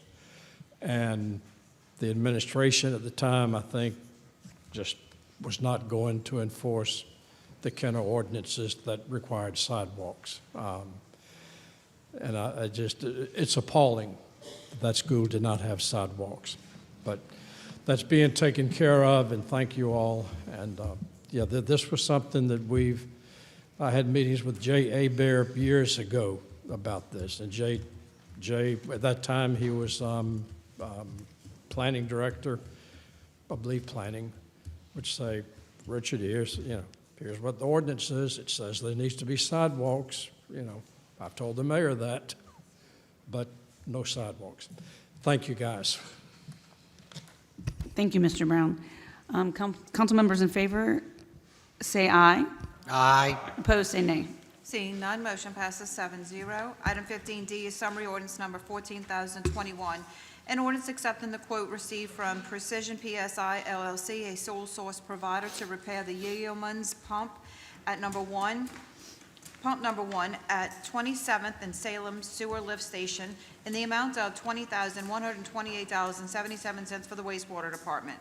Motion by Councilmember Dunn, seconded by Councilmember Sharworth. Is there anyone wishing to speak on this item? Seeing none, council members in favor say aye. Aye. Opposed, say nay.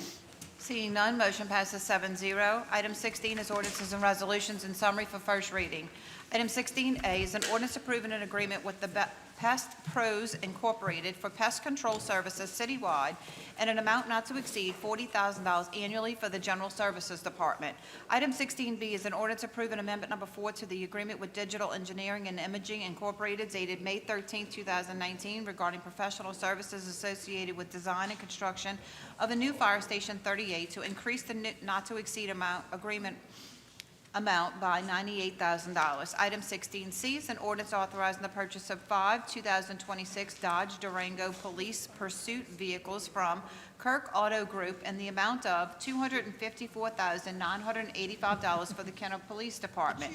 Item 16D is an ordinance approving amendment number 1 to the agreement with BLD Services LLC dated June 16, 2025 for preventive maintenance of existing sanitary and storm sewers to increase the not-to-exceed amount by $400,000 annually for the new not-to-exceed amount of $1,150,000 annually for the Department of Wastewater. Item 16E is an ordinance approving amendment number 1 to the agreement with DXP Enterprises Incorporated doing business as Delta Process dated October 21st, 2025 to provide Gorman, Rupp, Pump, and accessories on an as-needed basis to increase the agreement amount by $200,000 for a new not-to-exceed amount of $400,000 for the Department of Wastewater. Item 16F is an ordinance accepting the lowest responsive bid received from Armstrong's Supply Company Incorporated to purchase materials for electrical upgrades at Fassbender Center in accordance with electronic bid 26-2197 and an amount not to exceed $19,958.94 for the General Services Department. Item 16G is an ordinance authorizing the use of Louisiana State Contract Number 44000000932 with Prison Enterprises LLC to purchase furniture for the new Fire Station 38 and an amount not to exceed $15,825 for the Kenner Fire Department. Item 16H is an ordinance ratifying an emergency repair of the Muffin Monster Grinder at the wastewater treatment plant by Fluid Process and Pumps LLC in the amount of $22,335 for the wastewater department. Item 16I is an ordinance approving amendment number 1 to the engineering agreement with MSMM Engineering LLC to provide professional engineering services and resident inspection services associated with St. Jude Sewer Station upgrades project to increase the agreement amount by $372,536 and extend the term to December 31st, 2027 for the Department of Wastewater. Item 17 is reports from the council and/or special committees. Councilman Brennan. Thank you, Council Chair. Good news regarding Wood Lake Playground and some improvements there and some work since it was damaged from the storm, and I'd like to ask Ms. Newton to give us an update, and if I may make a comment when she finishes, please. Thank you. Happy to provide an update. I know this is a hot topic, and trust me, we're just as anxious to see this playground fully back utilized, just as everyone else. Recreation could use this space as they're expanding programs. But I gave the council an update back in May, discussing that we were finally able to move forward on the demolition for the exterior concession and restrooms. It's been an ongoing battle with FEMA that was listed as a separate project. And to get to the gym component, which I know is a huge concern for the community, the gym estimates have a discrepancy of over $500,000. That's the dollar amount we're fighting over right now. we estimate the damage to Wood Lake Gym to be approximately $1 million to get it back to where it needs to be. And recreation, as everyone knows, does not have dedicated funding. So again, finding the money, which will come from the general fund, is another hurdle that we will have to get over. But in other positive news, thanks to the support of Councilman Brennan, Wilmot, McKinney, and the Department of Recreation, there's going to be new playground equipment coming to the north side where the current equipment was just removed of the playground, and we're anticipating that to be delivered at the end of the month. So hopefully you'll see construction of the new playground over the next couple of months, and it'll be open by summertime when the kids are out of school. I just received an email yesterday, which was some additional positive news on the gym, that they're finally getting to the next steps with FEMA. So again, that's encouraging. I know it's been slow progress, which is not the rate of speed that I like to do things at, but it is what it is, and we appreciate the public's patience as we are working very diligently to get that playground back up and running. Thank you, Ms. Newton, for that information. And yes, I just wanted to extend a thanks to the Recreation Department and to Councilwoman McKinney and Councilman Wilmot for the funds that they put up for these repairs and improvements. So thank you guys very much. It's great to all work together for common good. Appreciate it. Thank you. Thank you, Councilman Brennan and Ms. Newton. Mr. Councilman Nahat. Thank you, Council Chair. A few things this weekend. First, tomorrow, by the boat launch, we have the Lake Town Distance Running Festival. It's a 1 mile race, 5K, and also a 10 mile going all the way down to Causeway. It's put on by Lazy Hound Racing. They do a great job. If you're a runner, if you want to go out there and hang out, it'd be fantastic. Driftwood Parade tomorrow. I've been looking at, we'll be talking after the meeting, but the weather keeps creeping up towards 1 o'clock, so there's a chance it might actually roll earlier, but we're going to get that parade in. We're going to get it in. And I want to thank some people, of course, thank the city for the Driftwood Parade. Y'all do a great job. The men and women of the police department, Kenner Fire. I also want to thank local restaurant Italian Pie. They donate food, pizzas for the police, firemen, and general services team tomorrow at the command center to feed everybody lunch and to have a great time. So we're going to roll tomorrow. It's the first time I've dealt with weather and Driftwood Parade in 5 years, so I guess it's just the roll of the dice, but we're going to do it. But thank to the city for supporting this great event every year. Thank you, Councilman Nahat. Councilmember Dunn. Thank you, Council President. I just want to say thank you to the mayor, the chief, the council, and the administration for supporting the MLK marching ceremony. For those of you all, we had 4 schools marching in that parade, which was actually over 300 students, and I think that was the biggest that we've had. Plus, we had a great turnout. The weather was really good. As you all can remember, last year we had to cancel the march due to the snow that was in the area. Also, many of you may have looked on Facebook, and you have seen the inclusive sports at Lincoln Manor Gym. That was beautiful, seeing that. I know the mayor and I did attend that yesterday also.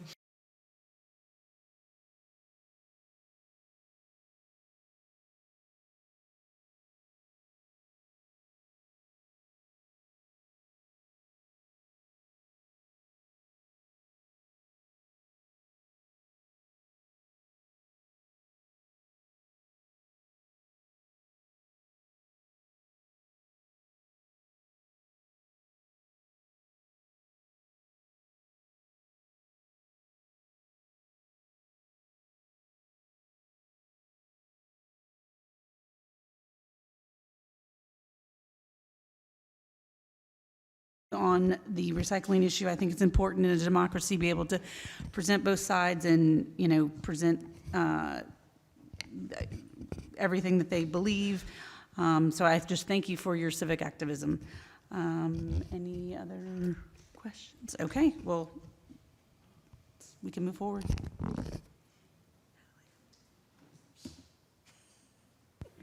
Item 18, item 18 is new business. We have none. Item 19 is unfinished business or motions to reconsider. We have none. Item 20 is persons wishing to address the council on special subject matters. Yes, Mr. Teft, you have 3 minutes. Greg Taft, 5th District. I just have one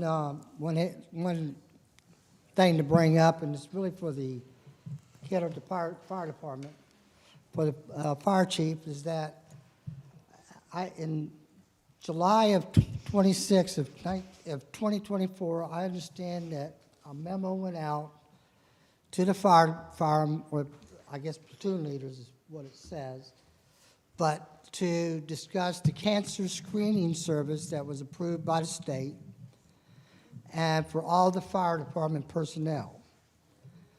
And I'm hearing that nobody knew anything about it and that nobody has actually taken advantage of it. So I'm wondering what happened, where did the breakdown come in that the fire personnel didn't have that opportunity, number one.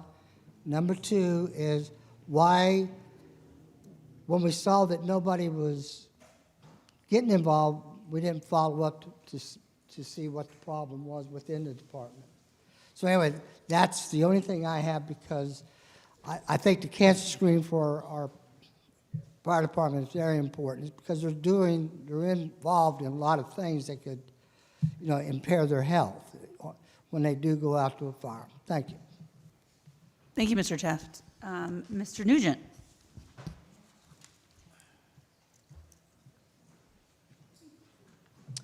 Thank you, Councilwoman McKinney. Ryan Nugent, District 3. Today, I'd like to make the council aware of a discontinuity that currently exists with the city's Code of Ordinances. I also have some associated questions for Ms. Topple and the Code Enforcement Department. Kenner's building code prohibits the installation of lights above a building's soffit or parapet wall, which in layman's terms means they're prohibited above the bottom line of the roof. This is a common sense prohibition that's part of the municipal code of ordinances in thousands of cities around the country and around the world. There are, in all cases, better ways to illuminate a property, and the prohibition exists because lights mounted above a building's soffit or parapet wall are ugly at night and can be distracting to drivers. The rule also keeps businesses from using massive floodlights as attention grabbers. In short, this part of the code is about keeping our community attractive and safe. The problem that we have is that while this prohibition exists in Kenner's building code, there is currently no provision allowing for day-to-day enforcement. I don't have to tell you that having a building code rule is meaningless if a property owner can simply violate the rule as soon as the inspectors have signed off and walked away. This is precisely what happened in the case of the Star gas station on the north end of Williams. I've also observed that this rule is not being enforced in renovation permits, which leads me to believe that code enforcement considers to be exclusive to new construction. I know many of you on the council have fielded complaints from residents about some of these super bright LED floodlights. For example, I know a number of Driftwood residents have reached out to Councilman Lahat about the non-conforming lights mounted around the runway fuel station at Williams and Jelpy. What I'm trying to say is that our hands need not be tied here. We currently have a very good rule that is meaningless from an enforcement perspective, and I'd like to ask the members of the council to either work with code enforcement to craft a rule that is actually enforceable, or to pass a resolution to that effect. Now, all of that being said, I originally proposed targeting this rule for enforcement because light fixtures in violation could be easily identified by inspectors during daylight hours and without the need for a photometer. You see, nearly all of the problematic fixtures in question also violate Kenner's property line illumination limits, but assessing this requires the use of a photometer at night. Kenner's only photometer was destroyed during Hurricane Ida, and per Ms. Topple, current facility constraints prohibit increasing staffing to the level that would be needed to facilitate nighttime inspections. However, I assume the photometer was covered by either FEMA or the city's insurance, and it's been 3.5 years since Ida. So question number one, do we have a new photometer yet? And question number two, how are we going to start enforcing the rules we already have on the books? Because picking and choosing which laws we enforce doesn't really seem right. Thank you. Thank you, Mr. Nugent. Mr. Herrera? Arnaldo Herrera?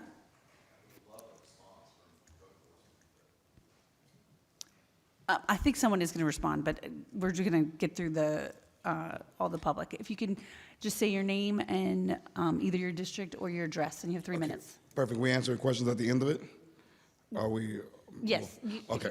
Well, I had a question, but the reason I'm up here, first of all, I'm Arnaldo Herrera, District 2. I live right here, longtime county resident. The reason I'm here is I wanted to ask if there's any changes to Mayor Glazer, to the council, to Chief Connolly, if there's any changes that are being made if and when ICE does return to the city. The reason I'm asking is we all see the news, we see what's going on, and I want to ask, what are we doing as far as to avoid Kenner becoming the next Minnesota?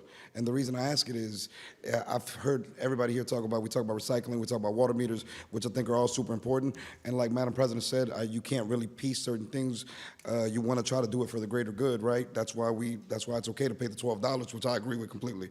So the reason we say it is, if we're doing things for the greater good, that's the question I have. How can we defend our residents and our people? My kids go to school here. My kids go to Kendall Discovery, which thank y'all for the sidewalks. My kids go there. It's a mixed school, but we have kids that are scared. A report that just came out that showed that out of 120 kids in the soccer program, only 8 showed up. Right? We're seeing the effects on our city, and I know right now we think it's all calmed down and we think things look better, but for the long-term growth of this city, right, for the long-term investment, I'd like to see what are we doing for not only the Hispanic community, it's affecting Americans, right? Not just people with papers, people without papers. And I'd hate to see our city, especially after all the investment, after everybody's put in, continue or go back or even become worse than what's happening, right? We see right now that there are people who are afraid. There are people who don't want to come out. Last time we had a whole bunch of people speaking out, and I know right now as things calm down, you start to see less and less, but like how y'all do, y'all plan for the future. That's what I want to talk about, the future. What are we going to do to make sure that, one, we have a clear communication? How do we understand as far as, are we going to be able to call 911? Are we going to be able to keep people safe? Are we ever going to make sure that we gain the trust back into the system, right? I appreciate Chief Connolly has been present, but we want to make sure that all of our citizens trust the system. Right, we want to make sure that everybody feels not only safe, but feels that if they want to buy a house here, if they want to be able to enjoy everything that Kenner is doing, we want to make sure that people can do it safely, right? My plan, I bought a house here. I plan on growing old like some of y'all. I plan on spending my Fridays at Ground Patty and my Saturdays at the casino, right? But the truth is that if I don't feel safe, if I don't feel that I can continue to invest in the city, if I feel that it's going to affect me, my neighbors, and the whole community, I'd really like to see what are we doing about it and what are we going to do moving forward when ICE does return or when anything like that does happen again. Thank you very much. All right, Thank you, Mr. Herrera. I can. Oh, yes. I'm over here. Oh. I'll switch seats. So the plan is to keep doing what we're doing. I believe that the difference between us and what's going on in other parts of the country is that we do have a relationship. I do have an open line of communication. That's not saying that I have any information what their ops plans are or their movements are, but we will continue to be out in the streets to de-escalate. That's our job, whether you agree with the issue or not. I think the difference between how we've handled things here and maybe some other agencies have is you can't just bury your head in the sand. By being out in the streets and seeing what's going on, I think it provides some comfort to residents, and I think we were able to de-escalate some situations that might have gotten out of hand. So it's our job as law enforcement to be there for our residents, and certainly if any resident wants to dial 911, we're going to be there for them. But that's the game plan now. I have no idea if they're coming back. I have no idea what their plans are. But here in the city of Kenner, I'm proud of the way that our officers responded and made sure that no situations got out of hand. And I think that's the cornerstone of law enforcement, is to have a presence, have communications, and to de-escalate situations before they get out of hand and you have vehicles, going out of control or aiming at federal agents or whatever your opinion of that matter is. We don't even want to go down that road. We don't want to get that far. So our plan is we'll be available. You know, we did not go out with them in the streets as they, you know, they did their operation, but we were called a couple times by residents and by the agency to give some assistance, and that's what we did. Thank you for your answer. Thank you, Chief. Mayor Glazer? Yes. I guess two people need answers to some questions. And Catherine, I'm going to ask you to talk about Ryan's question, because I have no idea about the building code. But Mr. Teft, in reference to the fire cancer screening, you are correct. In the middle of 2024, legislation was passed for a voluntary program for current and retired firemen to be tested for cancer. I think it's about a dozen different types of tests paid for by the municipality with no out-of-pocket cost to the firefighters. I know Terrence, since that was done over the last year and a half, has been in Baton Rouge trying to get the Louisiana Department of Health and Hospitals, LSU, here locally, it's Ochsner that's going to do the tests. It's a voluntary program.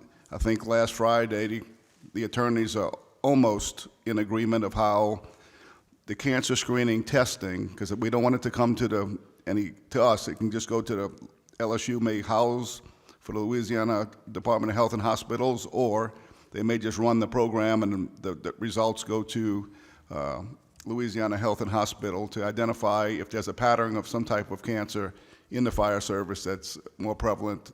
And also, if you get early screening, you can treat a cancer.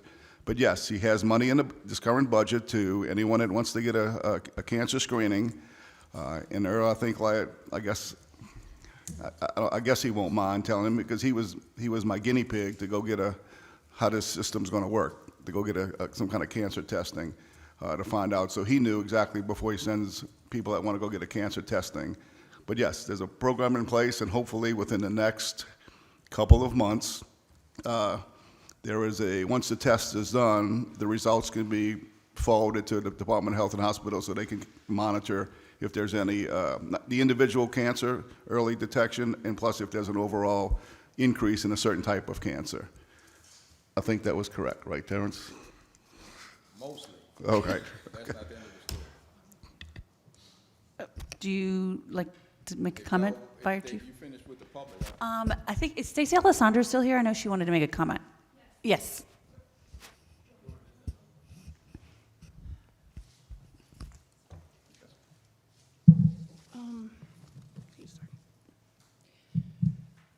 Okay, so what I wanted to say when I wanted to come up here before was that less than 10% of plastic that goes to a recycling plant actually gets recycled.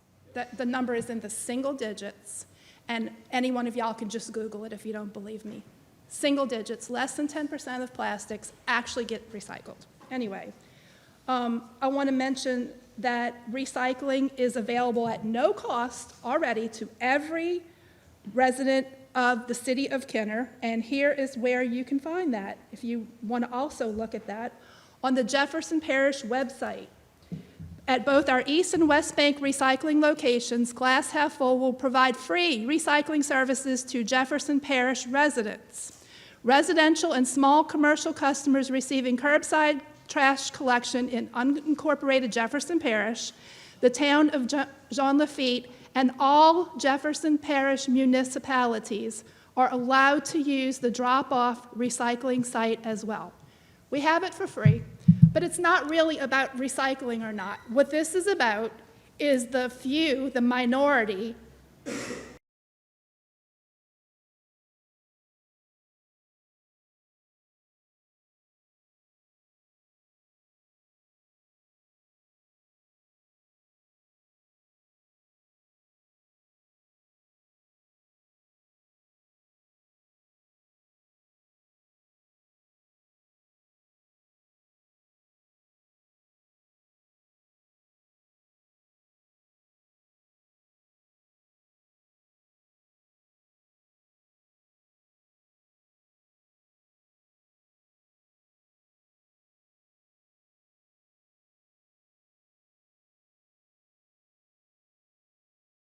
but you guys know that that was a legitimate poll.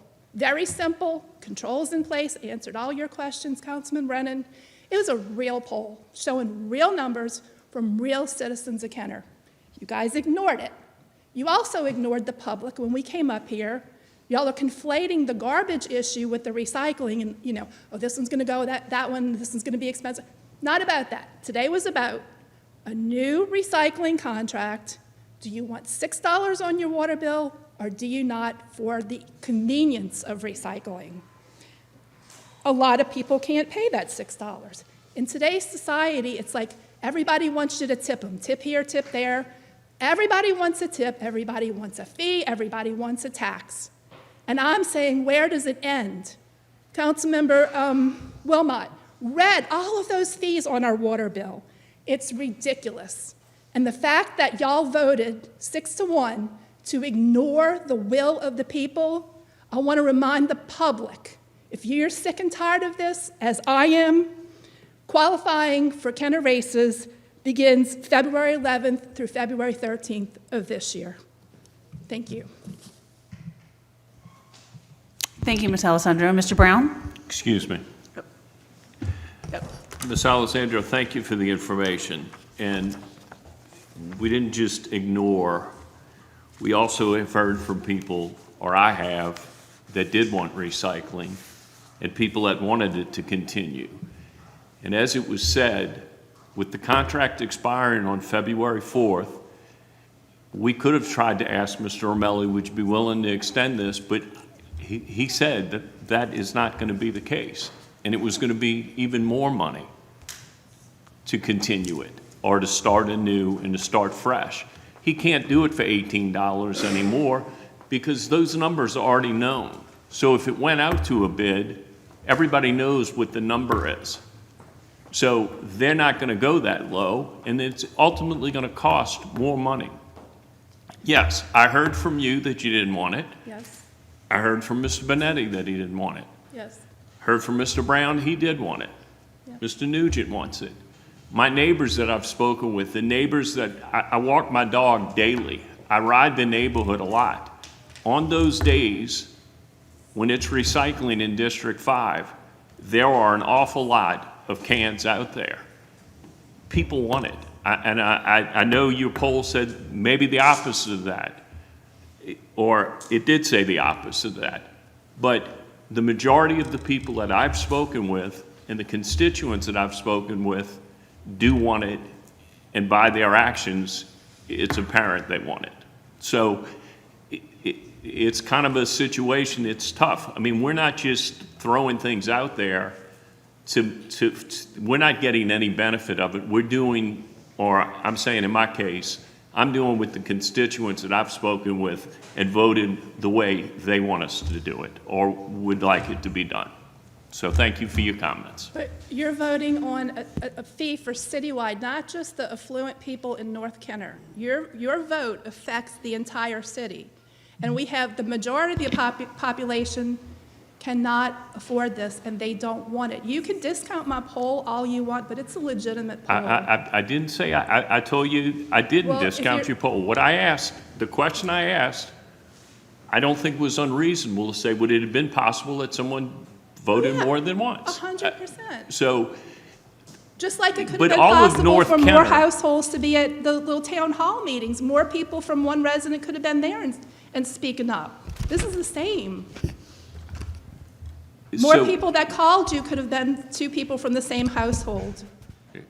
I'm just saying, Well, the people but voted, and this is what they want. Then I wouldn't be saying the majority of the people I spoke with. I mean, and I would have discounted that as well if the husband and wife both called me. But to say I'm voting just for North Kenner and it's affluent, there's University City, there are a lot of other areas. There are people in my neighborhood that are struggling. So Right. my decision was based on the people that I spoke to and what I have seen. So again, I didn't discount your poll. I was just asking questions about it. Right. So I think what we did was based on what the people that we spoke with or the actions we've seen that how they wanted to proceed. But I don't understand. If you've seen my poll, How does that equal what you just said? Because the people that I spoke with, the numbers in District 5 outweigh the numbers in your poll. The poll speaks for itself. Thank you, Ms. Alessandra. Thank you, Councilman Brennan. Mr. Brown. Richard Brown, District 4, Councilman Brannigan's district. I wanted to say a little bit more about the recycling issue, and it is a controversial issue. And it was probably a tough vote for many of you. And I respect Mr. Wilmot, who I've known for years, and I consider him a good friend. I respect his vote.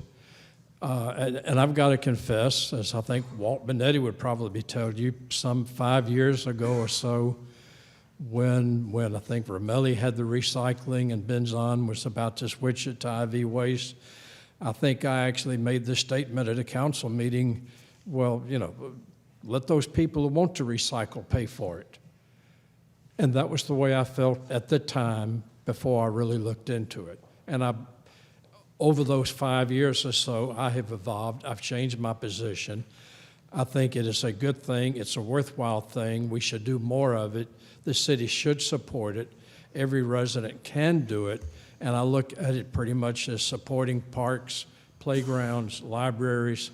Some people don't use the parks at all. They don't use the walking paths that we've built for the citizens. You know, I don't use the fishing pier. I look at it pretty much as that same sort of thing. Everybody can recycle. All it takes is requesting a recycle bin, or as Mr. Romelli said, you really don't even need the recycle bin. If you set it out in something where they can see that it's recycling, they'll pick it up. But when I spoke, I forgot to make really the one point I wanted to make, and this has come up over and over. It's true that if we cut out curbside recycling, people who want to recycle can take their recycling to a drop-off facility. We can use the one in Metairie, or Kenner might set one up. I promise you, if you eliminate curbside recycling, the amount of recycling in the city of Kenner is going to plummet, probably by 90%, maybe more. When I talked to Mr. Wilmot several days ago, we had a discussion about this. I think we both want to know what happened in Metairie when they cut out curbside recycling and opened the drop-off sites. I'm willing to bet the amount of recycling dropped by probably 95%. People aren't going to take their recycling to a recycle facility. A few will. Tom Wilmot's wife will, I'm sure. I know her. I know how dedicated she is. I'm not that dedicated. You know, if you're not going to pick it up at my house, then I'm afraid it's not going to get recycled. So I think the good outweighs the bad. I understand the concern. And there was something else, but I can't think what it was, and my time is up. So it was a good council meeting. You all made a tough vote. Personally, I agree with it, but I understand the other side of the issue. Thank you. Thank you, Mr. Brown. Councilman Brannigan, did you want to have any comments? Okay. Anyone else? Okay. Oh, wait. Sorry. Yes. Good afternoon. Co-Director. Catherine Topple, Director of Inspection and Code Enforcement. Mr. Nugent did speak with me regarding the lighting above the parapet walls and the reference to the Code of Ordinances. With the Code of Ordinances, not only do you have to read the actual code, you have to actually look at the intent. And based on the research I did, because I did not respond immediately to him, I did some research within our department. I actually have people that have worked for the city 40 years in my department, along with the paperwork that we have in the department as far as our plan review checklist. That particular code was created for new construction. It was not created to go out there and just start citing everybody that puts a light above their parapet wall. Now, with that said, he mentioned us losing our EVM reader during Hurricane Ida. That is correct, but the complaints that we have received are not regarding EVMs. We do, in fact, right now, and I thought I informed him of this, do enforce the lighting coming from commercial districts into residential areas.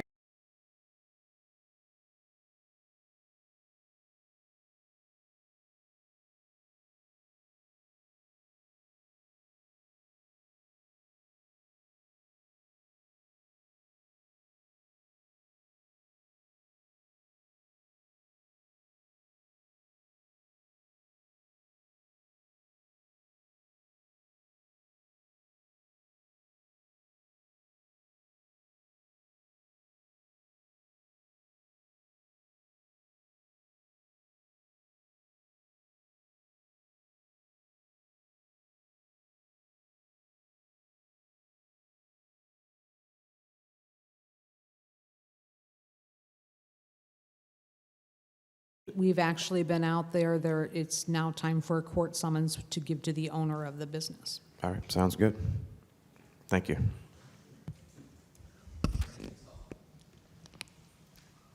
Any other questions? Fire Chief?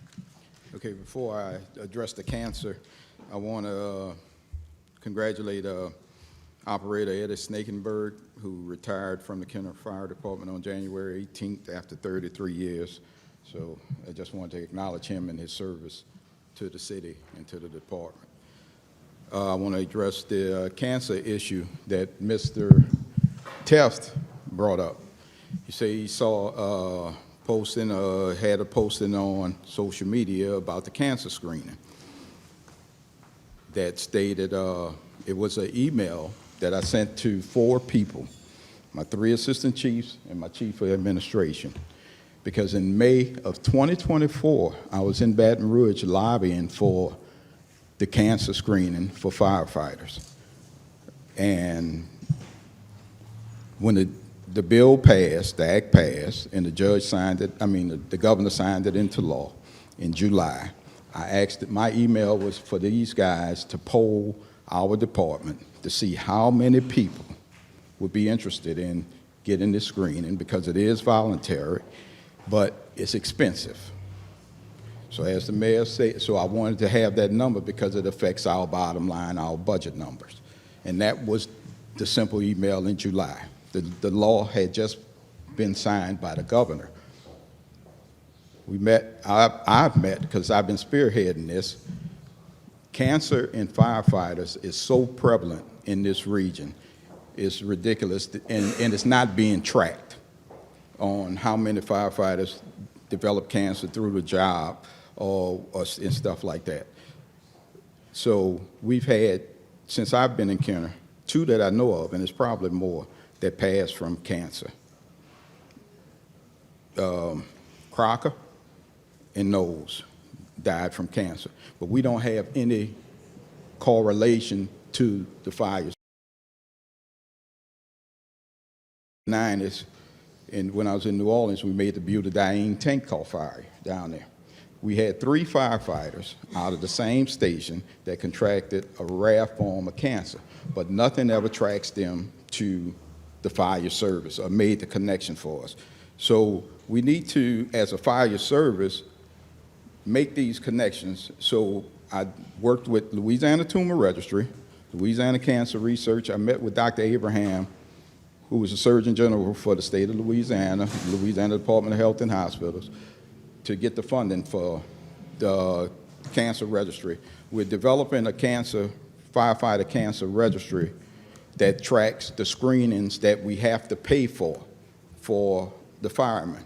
That way we get the data, and if we start to see these early detected cancers, we can hopefully find the cures and prevent these younger guys that's coming up behind us. I mean, what I've been exposed to in 39 years, I got.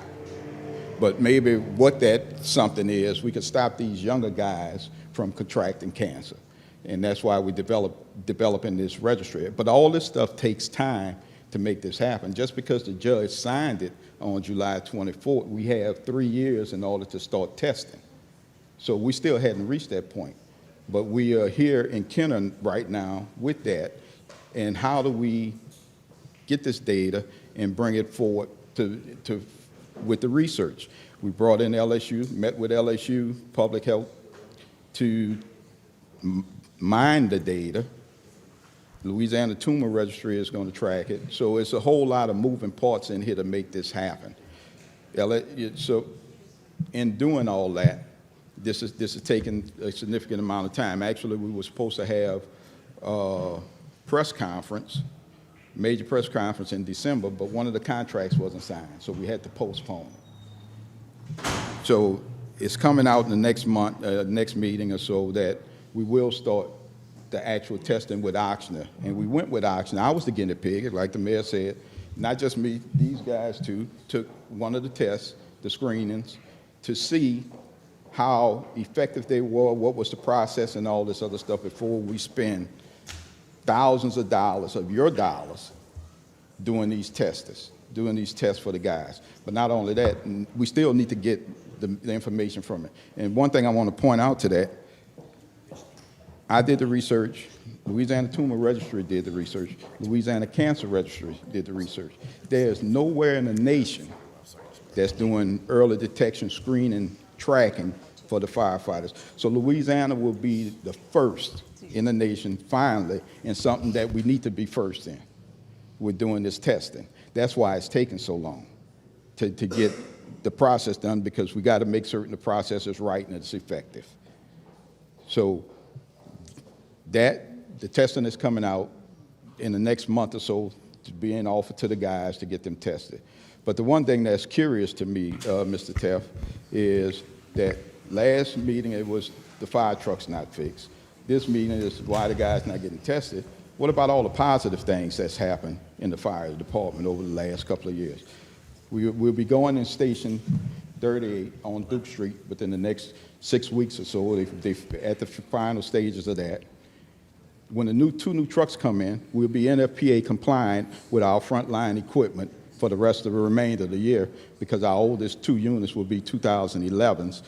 So all our frontline units will be the 15-year compliance that NFPA requires. The amount of training that these guys are getting, we have 15 guys in EMT class at headquarters right now that's becoming EMTs. When you talk about public safety in Kenner, you think about the police and the police getting there.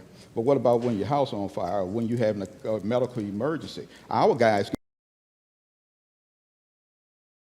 well below the average. That's why we're one of the top-rated departments in the state.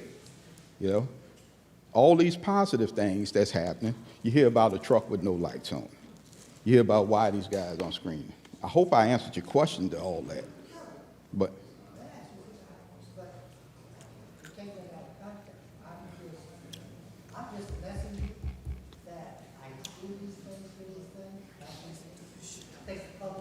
yeah, I see and hear them, but the facts are what the facts are.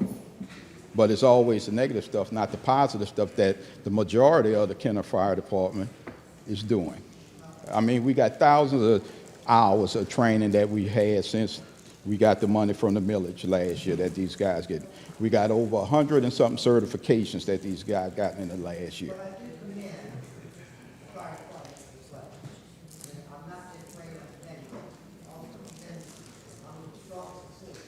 Yeah, I appreciate that.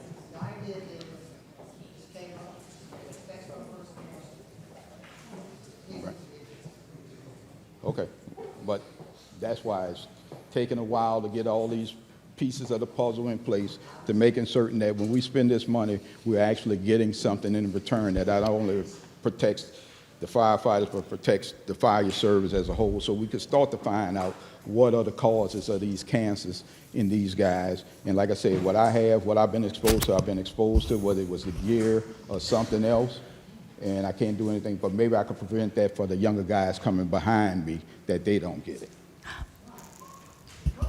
Fire Chief, I think, and Mr. Teff, I think you guys can take this offline and have an individual conversation, not in front of the entire council. No, no problem. Do I get equal time? I want equal time. I believe in the interim, there is an announcement from Councilman Mahat. Driftwood Parade is now starting at 11 a.m. tomorrow due to the weather forecast getting worse in the afternoon. So police just confirmed, fire to confirm, we're starting at 11. Obviously, street closures will be earlier than that. Participants, please arrive you know, at least 1 hour earlier than we were expecting. Sorry about that, but we're doing our best to get it in.